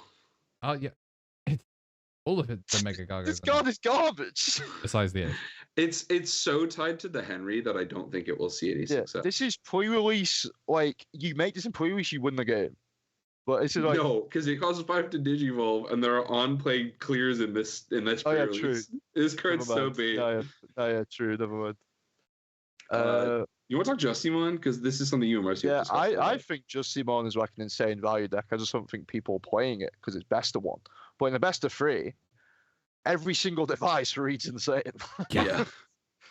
I mean, this card being Uh, unaffected is sick and having like the yeah. crash hate, but it's really hard to like look at this card in a vacuum and understand why the card is like Yeah. belligerent. Also, it's just like a good mother. It's just a new mother show to show. Yeah, it is. It's That's also, I've seen a couple of Omni-Ones where it's spit this card out that made me laugh. yeah. You can play off Sword as well. It just becomes like a big bastard. But every device is good. Like King device is free recursion. Queen's device is free interaction. Just gaining piercing from your effects, gaining reboot and blocker. Pawn device is like an okay draw engine, but you don't really need any of it. But yeah, I just think deck's gonna be good. I think it's gonna be good in the best of 3. I think the only downside about the deck is that there's too many decisions. So if you're like a slow player, Yeah, you're gonna get cooked. your brain's gonna get fried. Well, your because mid you're like, that's mid range, right? Like if you can't resolve your mid range game plan correctly, you will lose. Yeah. This card's bananas. yeah, Knight's Device is Knight's the craziest thing. Also, like the fact that they all have insane security effects is like. Yeah. Like, if you didn't think it was annoying enough that Virus Imperial needed ADP again, it's because of this. Remember we were all like, when they first revealed Pawn Device, we're like, what? Why does the security do that? Confusing card ever made. Yeah. They made this. I had to like learn it was for Rio to actually get what the fuck was going on. It's like, oh, okay, this is for the future. Yeah, really fun. Like 11k Gaia Force, the Digivolve 2.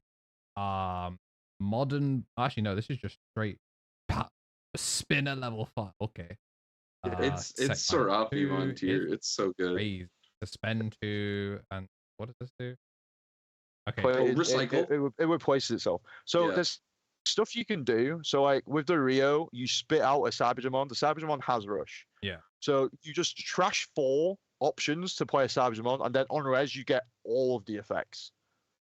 Yeah, and if you sequence it correctly, you can always do the king last to just get all of your shit straight back. Well, it's not all of them. You get one back. Well, you get one back, but if you do it correctly, like you can like 1, 2, 3 then, like, bring back. And then Cyberjet X converts it into another one. Yep.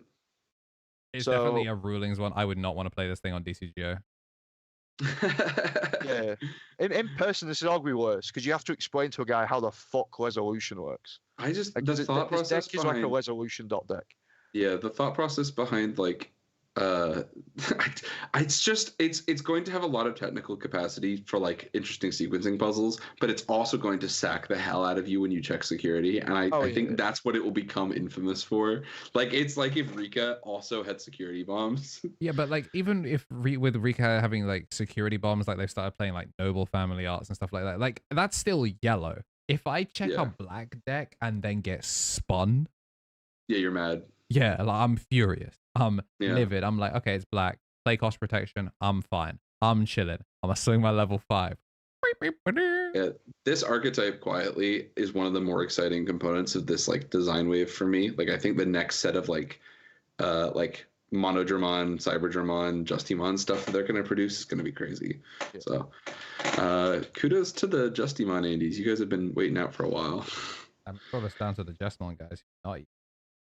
Yeah. Okay, I'm gonna say this now. The downplay, it's a little overhyped. Brainworm has infected you. It's a little overhyped. The cards are good. The cards are really good. I just think that it's just Jesmon players are in this brain space of that red decks will never be good unless you're called Gallantmon or Wargreymon. And Wargreymon's not even good right now. Yeah. Hey, he's not. It's slept on right now. It has actual niche advantages. All the Jesmon cards are fucking good. I'm gonna say this now. All the Jesmon cards are fucking crazy. I don't think they're just. I agree with you that they high roll, but I think the problem is that they're not as consistent, and that's why they get frustrated. Because we're going into a best of 3 though. We're getting new broken shit in a best of 3. Yeah. For what it's worth, like the Jesmon players that do have a form of sentience recognize that the 3, 4, and 5 routinely are incredible. Like with Jesmon cards, they hit an amazing 3, 4, 5. Jesmon goes on holiday and comes back full of steroids, and Jesmon X's are always incredible. So like, it's mostly. Isn't the Gankumon the superstar here? Ganku X is just like it's one of the most insane cards I've ever read. I think Jesmon GX is insane because this is something that Jesmon has always needed: good opponent's turn interaction. Yeah. Because the game plan was make GX, make your board fucking huge, and then what? Hope you with a turn, right? That was the plan. It's Yu-Gi-Oh! Build a board breaker. But now you can play these more, mid-range defensive plans that punish your opponent for needing to interact with your board. Mm-hmm. I think it's by making GX and stuff. I think it's interesting. I think we said it kind of like in the Boko for it, but I think Jesmon will be in a better place for the Jesmon players when Jesmon's allowed to be Jesmon rather than like a hammer in the Royal Knights toolbox, because I think all of the we see it with some of the Demon Lords, but they get it right. We see it with some of the Royal Knights where some of them are more blessed than others, where those are cards for their deck. that also happen to be very good in their like toolbox. But then like it feels like Jesmon, because they also just got it right the first time with build giant fucking board and hope it lives. It feels like every Royal Knight is speeding up, whereas Jesmon, how do you speed up from Ferrari? Like Jesmon came out of the gate swinging, and then they made a new game plan and he was swinging. We're not getting bad cards. We're getting cards that are like not as fucking broken as the shit you're reading. Yeah, they don't.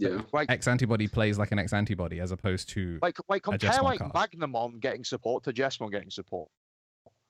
They literally had to print an X antibody Magnamon that says you're immune to fucking everything, and can gain the protection whenever it fucking wants. Yeah, because infinite redirect wasn't enough defensive stuff for Magnamon. They were like, hey, we just now in the context of like a Ferrari, we're going from 280 miles an hour to 300. We're still fast as fuck. We're just doing it a bit better. It's still good.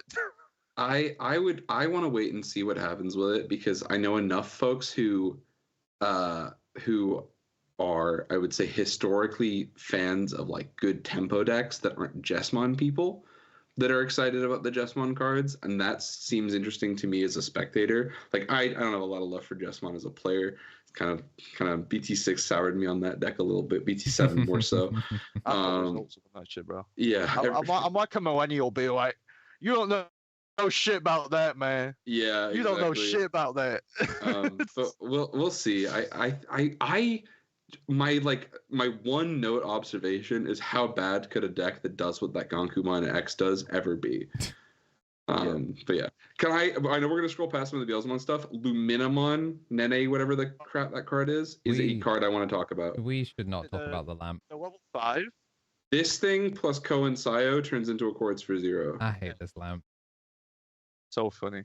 What the fuck is this for, by the way? Because I'm never playing this in Crossart. I legit think it's to use the stupid like the only use I've ever seen for this is to be dishonest in Night Fang Nightclaw. And it's like the Lumina Nene. Oh, like what? This card is shit.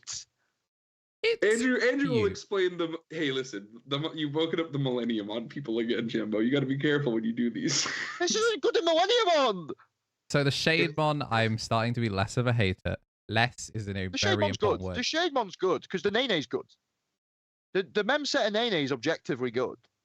Oh yeah. Right. She's cool. Yeah. But this is shit. So the removal is really useful. So some of the problems we had, sometimes the problems that we have with Millennium is if they get like two of the same level. So this is a way of kind of like trimming the board awkwardly. It also allows you to, it beats all partition Piledramons, which is very funny. That's the first thing I've seen it do. You play this down, or you digivolve over it, or you digivolve over it, and then you rip Stingmon out and win the game. It is very funny. Oh, that's stupid. And like it only being a 3-cost Evo, like the memory setter effectively gives you that. Like Shademon, get the Nene, save, whatever. And then it's like push out a raising, 3 memory. Magical Girl transformation. Give me that. And then and then the Deltamon you pushed up kills itself. Because when they were like hyping this up, right? Originally they were like, yeah guys, the Nene, the Lumina, bro, that shit's gonna be crazy for my Nemo. And then they revealed it, and I'm like, there's like 7 purple cards that do this but better? And I'm like, why? You pop your Millennium on, sick, I can't resolve the full effect, and I get a 4 out of it? Well, okay, so yeah, being able to pick your own, Digimon does it so you do get sometimes stuck in situations where you can't proc your on delete. Really annoying. But yeah, I mean, this card is, if you've got a tower that's stuck there for a while, I think it's probably in the more machine-based one. So like it wouldn't work with my list because my list is made for a very specific kind of game tempo. Plan. But the lists that have been kind of doing well in some other regions where you're just playing machine, where you don't end on chaos, you end on Millennium. You're basically playing machine, you make your shit, and then you just go, all right, I am now removing my own body on my own time. that's kind of what this deck is for. But for like, if you're abusing promo Deltamon, you do not have space for this card. You can't even like resolve its own. You can't even resolve its own on-delete with its own effect. Yes, there's one other Digimon. No, it's supposed to be it's supposed to be for removal rather than kind of like a self-destruct. But yeah, the card's it's there. Like if I'm opening it, you can have it. I don't fucking want it. He's gonna say this is gonna be a very affordable secret rare. What is? Like it's gonna take up. It's just gonna take up room in my SR playset binder. That's all it's gonna do. Why does the alt have that? Also, I'll feel like a fucking paedophile if I have it in my collection. I hate that lamp, if I have the alt in my collection.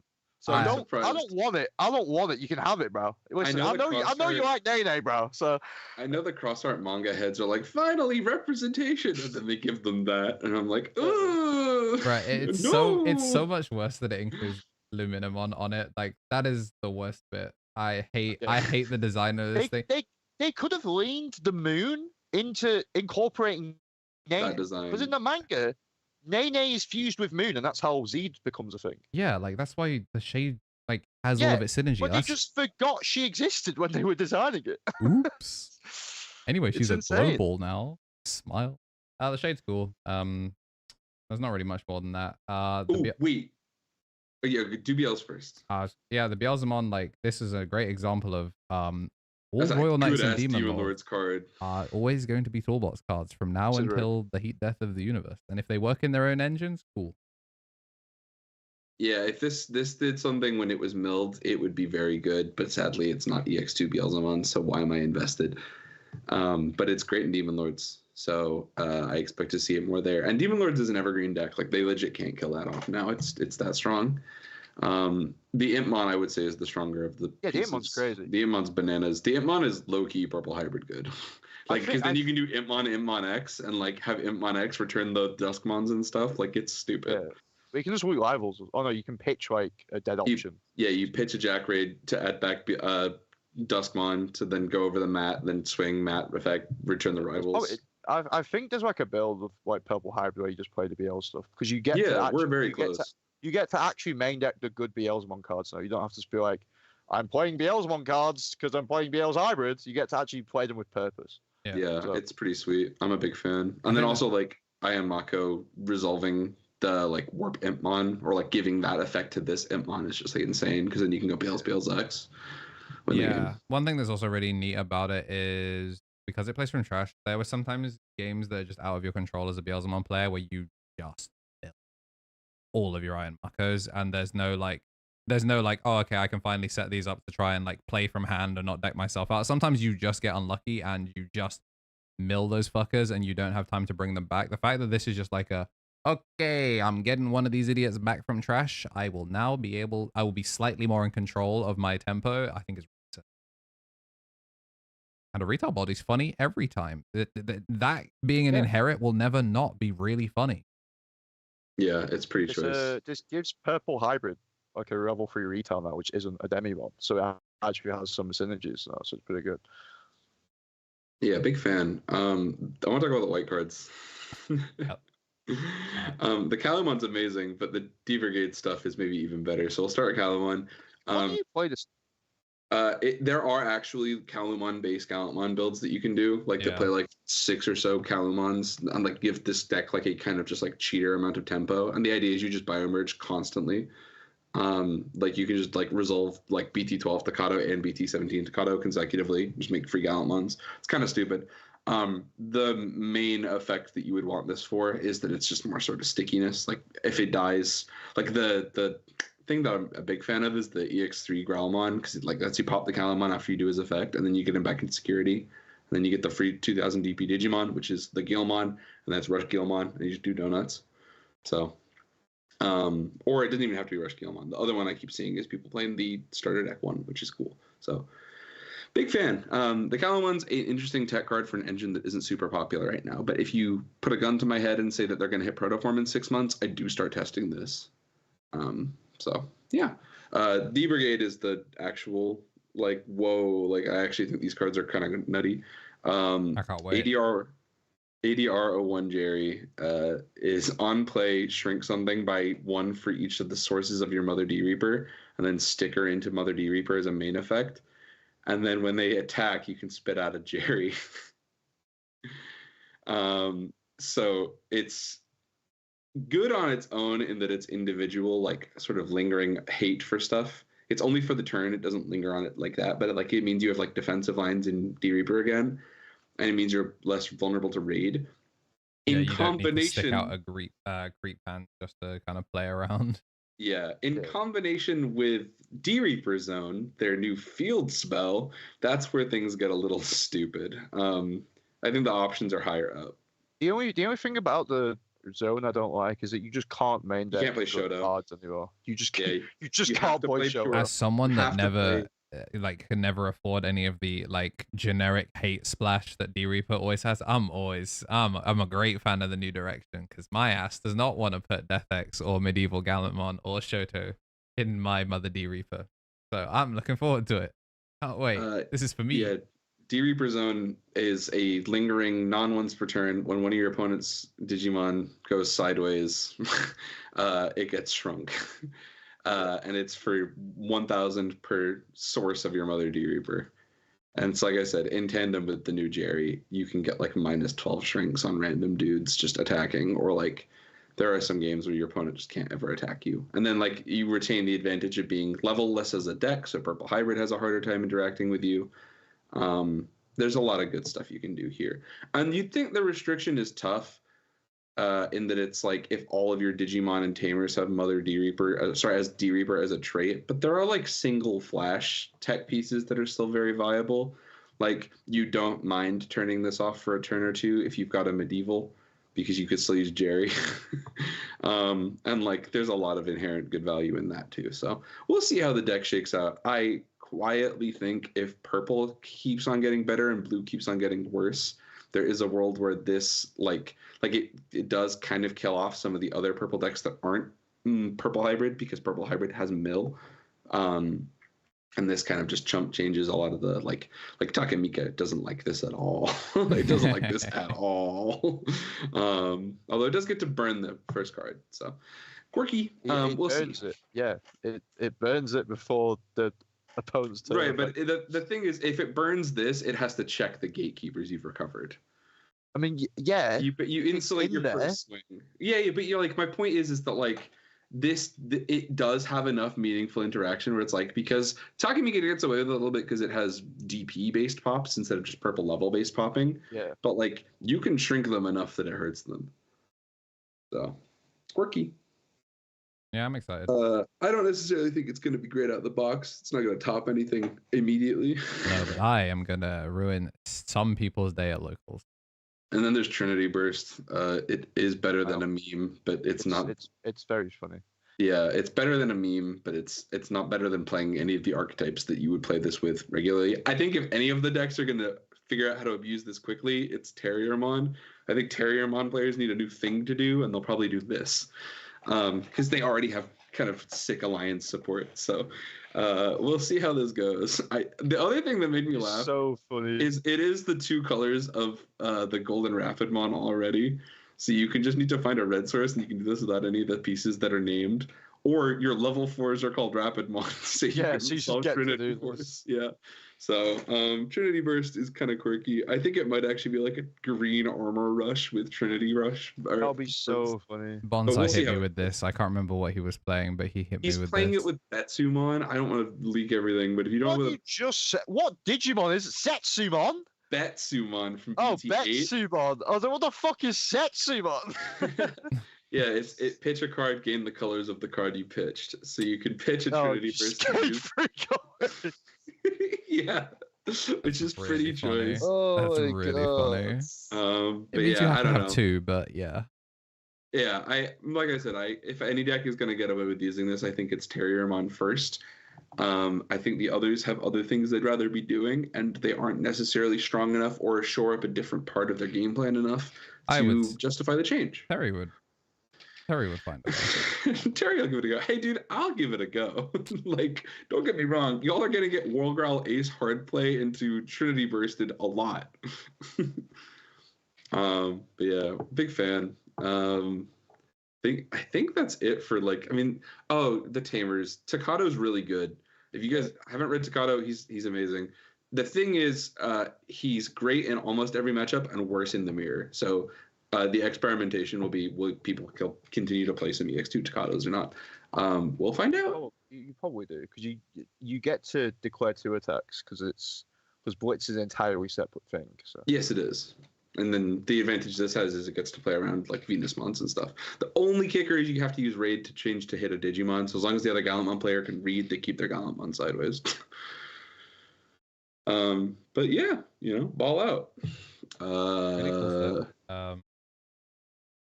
I like Chronicle. Can I talk about Chronicle? Yeah, sure. We talk about Oriyumon first. Mega Digimon Fusion. Yeah, this is a Mega Digimon Assembly ass deck. No, this Oriyumon being a red dude that hates security as much as I do feels like a joke on my expense about the amount of time I had to play against Oriyumon Control in 2022. Sure. I'm a big fan of the Chronicle stuff. I like that they managed to take inspiration from the original BT9X antibody and do things like resolving an attack step to like make the identity of this Chronicle archetype. We'll see how much, if any, of like Chronicle is its own pure like deck identity versus like borrowing some of the previous Black X antibody stuff sticks. There are different permutations and builds I've seen a lot of people experiment with. One of the things you should know, if you don't know about it already, is the way that Alphamon or Yukon interacts with this card, and the Alphamon is really important because you can choose, they're both black, and then the 2 alternate auxiliary colors on each one. You can choose the order they go in. So you can use that to like kind of hide your sources from the source strip players, which is really interesting, and it means that the deck has a little bit more like multifunctional versatility against blue that it used to, and a unique among Alphamon archetypes in that way. But yeah, it's sick. Also, it's kind of a birds card because the Oriyumon is a red beast dragon vaccine with the right amount of DP. That's stupid. And it gives you Digivolve, which is peak. We've already talked about Virus Imperial till the cows come home. Fish looks cool. Talks about Jess. Oh wait, Gigacy's crazy. Yo, if you haven't read Gigacy, this card's nuts. It does sadly evolve for 5. Yeah, he does sadly evolve for 5, but you can go 2 over Metal Seedramon, and it's not too bad. The big change is it's Sack Attack plus reboot blocker, but the advantage is that you can spit out any of the Seedramon or X antibody in the sources. Sorry, if you have them in the sources, you play at the 5, and then when they are played out, you trigger the Digivolve 2.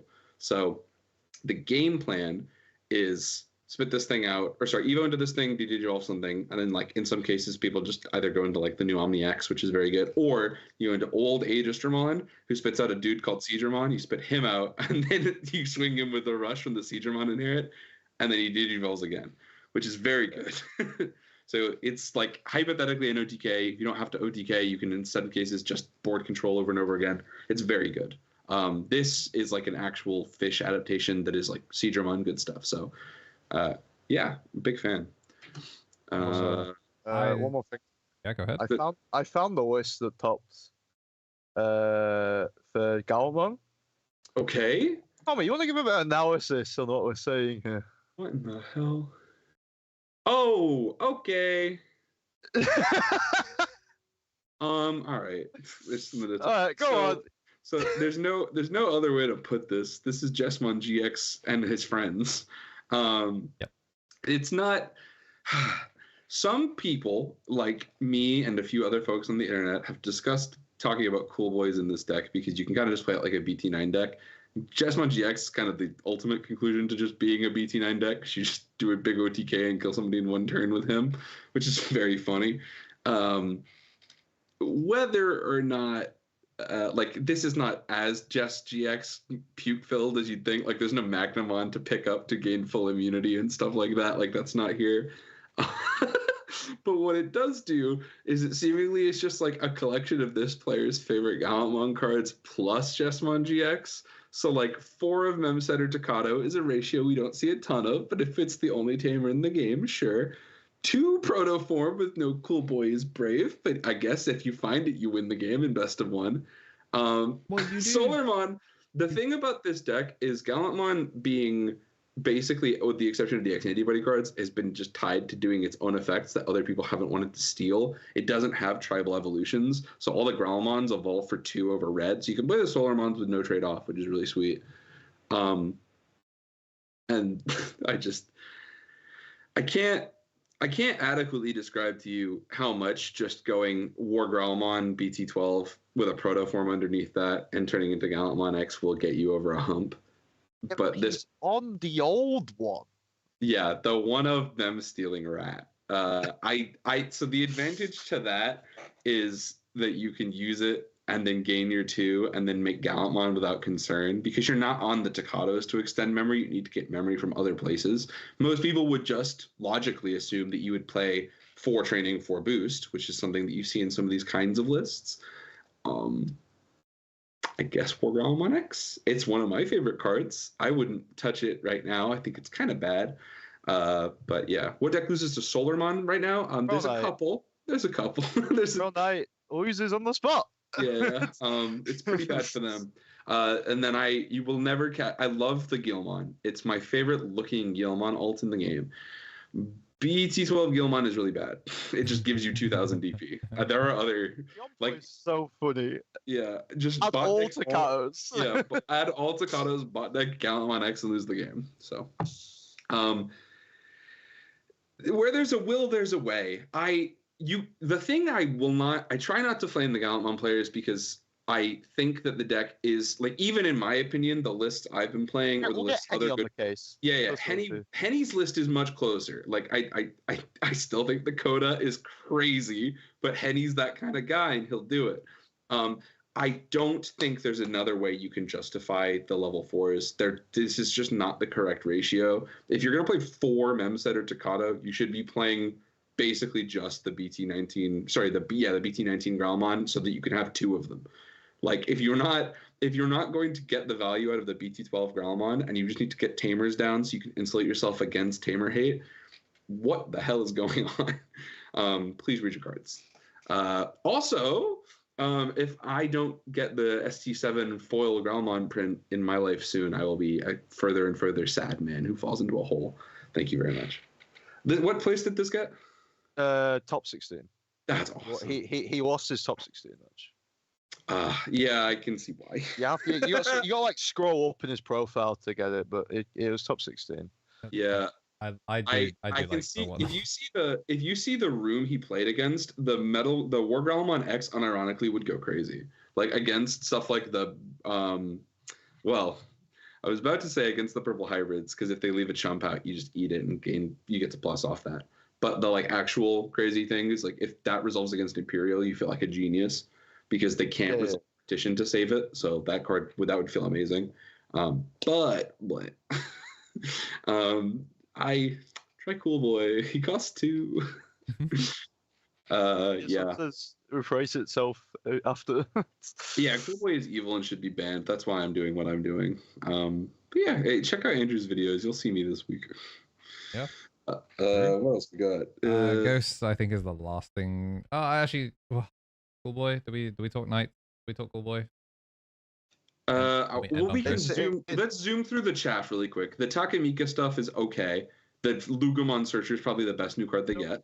The 3 to 4, the Kazuchi and the Tamer. Yeah, pretty good. Break the deck again. Yeah. The level 3 just being scrambleable. Fucking level 3 that searches 2. The level 4 being a card that lets you. It's so sick. Picture extended, but then grab any combo card you need. Yeah. So you can go like pitch Soul Luger. It insulates the deck against the Skull Belushi, man. Yeah, you go like pitch Soul Luger, add Fenrir, Soul Luger to Eva from Grave. And then you can just do your combo again.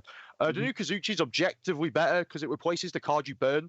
So you don't go down on HP. You just heal it again. Yeah. Also, all turns can actually be resolved with the new mem set, with the new Tamer. Yes. Because the new Tamer is whenever you just play anything, you get to Mind Link. And then the new Tamer, it gives you Barrier, which can come up. Yeah. That's a big one in this set. It gives Takumi Kazuchi Barrier, which is kind of crazy. Also against Pearson. Yeah, against Pearson. Yeah, I was gonna say that's the evil part. The 5 is a side grade that I don't think is gonna see any play. The 5s are unplayable. Yeah, I don't like unless they hit the unsuspend, you won't play this. We talked about Virus Imperial, Dark Dragons with like heavy metal. Like the cards are better. We've already talked about this on the podcast. We're not going to do that again for the set review. Go watch the Christmas episode where I said I got up at 4 a.m. to read these cards. We did eventually get conclusion. I do actually think it plays it for free and not plays it for cost. I don't know how the fuck they misprint a social media post. Yeah, well, that's just me. Very funny. But yeah, it is for free. Yeah, the heavy metal ace makes a big deal, but we're not going to spend all day talking about that. Examon is a little better than people think he is, but not that much better that I think people are going to be playing it a ton. It wasn't represented. Yeah. Oh, well, he's in Royal Knights lists, right? That's the only place I've seen him so far. Nah, you just run GX or you can. You don't need the Examon. Like you probably just play one of the old one anyway. He's going to say, this is a nutty purge card. Yeah. Oh, it's probably better than the old one for purge. But that's it. That's the only thing. That's the only thing I'd be doing with it. Examon's better. Oh, Invisimon's cool. We'll do a whole thing on Invisimon later. I ain't gonna. Also, Examon's entire game plan is countered by Virus Imperial. yeah, it's unplayable. You can't do it right now. Talked about Virus Imperial. Talked about Ghosts. Andy, you want to talk about Ghosts? I think that deck is a great ruling nightmare. I can't wait. Yeah. No, it's a great conquest collectibles nightmare. That's what it is. Yeah, it's so how does execute work? Bro, execute is so funny. I can't do 3. I am in my like mentally untouchable, massive positivity, but you best believe I'm yelling from the top of my lungs like Steve Harvey. Think about killing myself. No. Every turn, without fail. Like it's so fun. I haven't played into blue yet, so like. So far, my on deletions have not been requests. They have been orders. And yeah, the deck feels really fun. The main thing is, get analog youths because they're box toppers now. Yeah, I think analog youths is the best ghost second. news you could have ever gotten. Yeah, I mean, I would probably just de-bling my Millennium on analogs, and I'll just use them because like all the lists I've been seeing that have been doing well are like 3 to 4 violets. I think the violet's crazy. Yeah, this card's nuts. Analog Youth is still the second best purple tamer in every deck, basically. And then like the memory setter is cute, but just an extender. But yeah, this card's crazy. -2 is a lot better than -1. Card's still good if you use it as a -1, but -2 is actually crazy. It's actually so obscene that this reduces for more than Tiger reduces. Like that was Tyrannomon's whole thing, and they were just like, Runero. It just reduces even faster than him. You get if you're in the comic book and not in the web novel, you get privilege. Yeah, but ghosts feel really fun. This card has new lines of text every time I look at it. 2 on plays and then on play deletion, on play when digital, and card's crazy. Big fan. Yeah. They wanted to make sure you'd play the option card and spit him out. Only thing I will say is like if you're trying to use like Liberator slop, like Vortex Resonance in testing, that has not been as good as I would like it to be, just because Violet is like it's cute. It's really, really cute. You can also do stuff like Vortex Resonance, pick up something, evolve into Anubis for 0. Which is diabolical, just like fucking diabolical. But the thing I will say is because Violet is Liberator rookie, old Digimon, new Digimon, you don't double hit as often off of your on play search a line and Liberator, which is something that is really relevant versus stuff like, you know, your Terramon double hits every time, your Shumon double hits every time. If you double hit off of Ghosts, you're lucky. But we'll see how that shakes out. That's my takeaway from it so far. I am going to be alting this deck. This is the only deck in 2.5 I care about. Yeah, Andrew, you keep doing this thing where you keep playing the objectively worst purple deck in the set. Have you considered I played the funniest purple deck in the set? No, but you could have just skipped this and be like, you know what we're gonna do? We'll play purple hybrid. Okay, yeah. Okay, Jambo, that was the plan, but look at him. Oh, he does look cool though. He is something. He's horrifying. He's showing up with the function. He's there, ready. You know, maybe What if Bro, we get he's me got- like the he's got full chrome- Akatsuki drip, and I The just release- don't. Bro, he's got chrome hearts on his fucking neck, bro. The release event stamped Phantomons are going to go bananas. Yeah, that or if they get like the foil version or whatever, when they do the color We borders. still don't know what that last ult we- is in the tournament pack. It might be. Yeah, I'm just saying. so I if don't you wanna know. if you get the copium up, I think it's because the It's probably a pulse. the sleeves are It's gonna be Pulsemon Pulsemon. related. Yeah, it's gonna be Yeah, so Pulse- it's going to be Bulkmon. That's and the obvious. That's the obvious Yeah. answer, but it's just that's my little, Very sad. Like, I want purple border. I want stamp. I don't want an alt of this because I think this alt goes crazy. I think it would also be really funny if we get me like the full like Akatsuki drip. I just don't say anything for the entire local. I'll I lend you show my- up, dude. I just say nothing. I lend you those Itachi dice. Yeah, it'd be really funny. Right. Is there any? Oh, and Roll Knights. There's a whole video we talked about when Roll Knights cards were coming out. They're amazing. Neo Mechamon's good. The Cool Boy's good. Also, The really, Omnimon X is a house, and it wins the game for you. I think Black Sabbath is going to be a card that gets play as well. Oh yeah, I also kind of outside of its own deck, Loki. Like Black Sabbath is bananas. yeah. Also, they kind of killed it. I don't think. Okay, Why? It's a Trump sword insecurity. are any of these options bad? The Chronicle one isn't awesome. It's good, but it's not. It's fine. They're isn't. jumping through the wormhole together. Yeah, they don't. Best friends. They didn't need this to search, and if it gave them another advantage, it might be stronger. Because there's been We'll like see. an archetype scramble. Yeah, I was Yeah. gonna say if it was a scramble that spat out a Dorumon or a Ryudomon, that would go bananas. For I this. don't like the new decks. The new Defex. I hate it. I think it's like the biggest bait I've ever seen. Bro, do you It's just see how long he could squat you easy jump. The security You gotta be attack is careful very around him. funny for him. yeah, but he's just a big guy. Yeah, He's is this- just like a towers that doesn't do anything. Doesn't he pop twice? No, No, he he pops pops once. once. It's He- once per turn, but it's all turns. But the Yeah, that's problem what I is, right, mean. is that like you have to be playing bad cards for the protection. You're They not have gonna to play have this. decks. You're not gonna play this thing. It's just like the problem with the card is not that it's not like functional for what it wants to do. The problem with the card is that you can't cheat it out by its stupid additional line Yeah. of text. This is like The ult is fucking sick. yeah, it is. It's very cool. Yeah. But The art goes insane in this set. There are no bad ult. My favorite ult in the whole set is Invisimon, but everything else is Yeah. still incredible. Yeah, I think the set's really good. I also appreciate that Digimon Liberator has added some real like obviously they let Shoto be a jobber, which I think is great representation. But for the rest of you that still felt left out, we got one of these. So you two are in Digimon Liberator. We'll save Zafaga one for Marcio, so he could talk about it. There's so many NPCs who play this game, bro.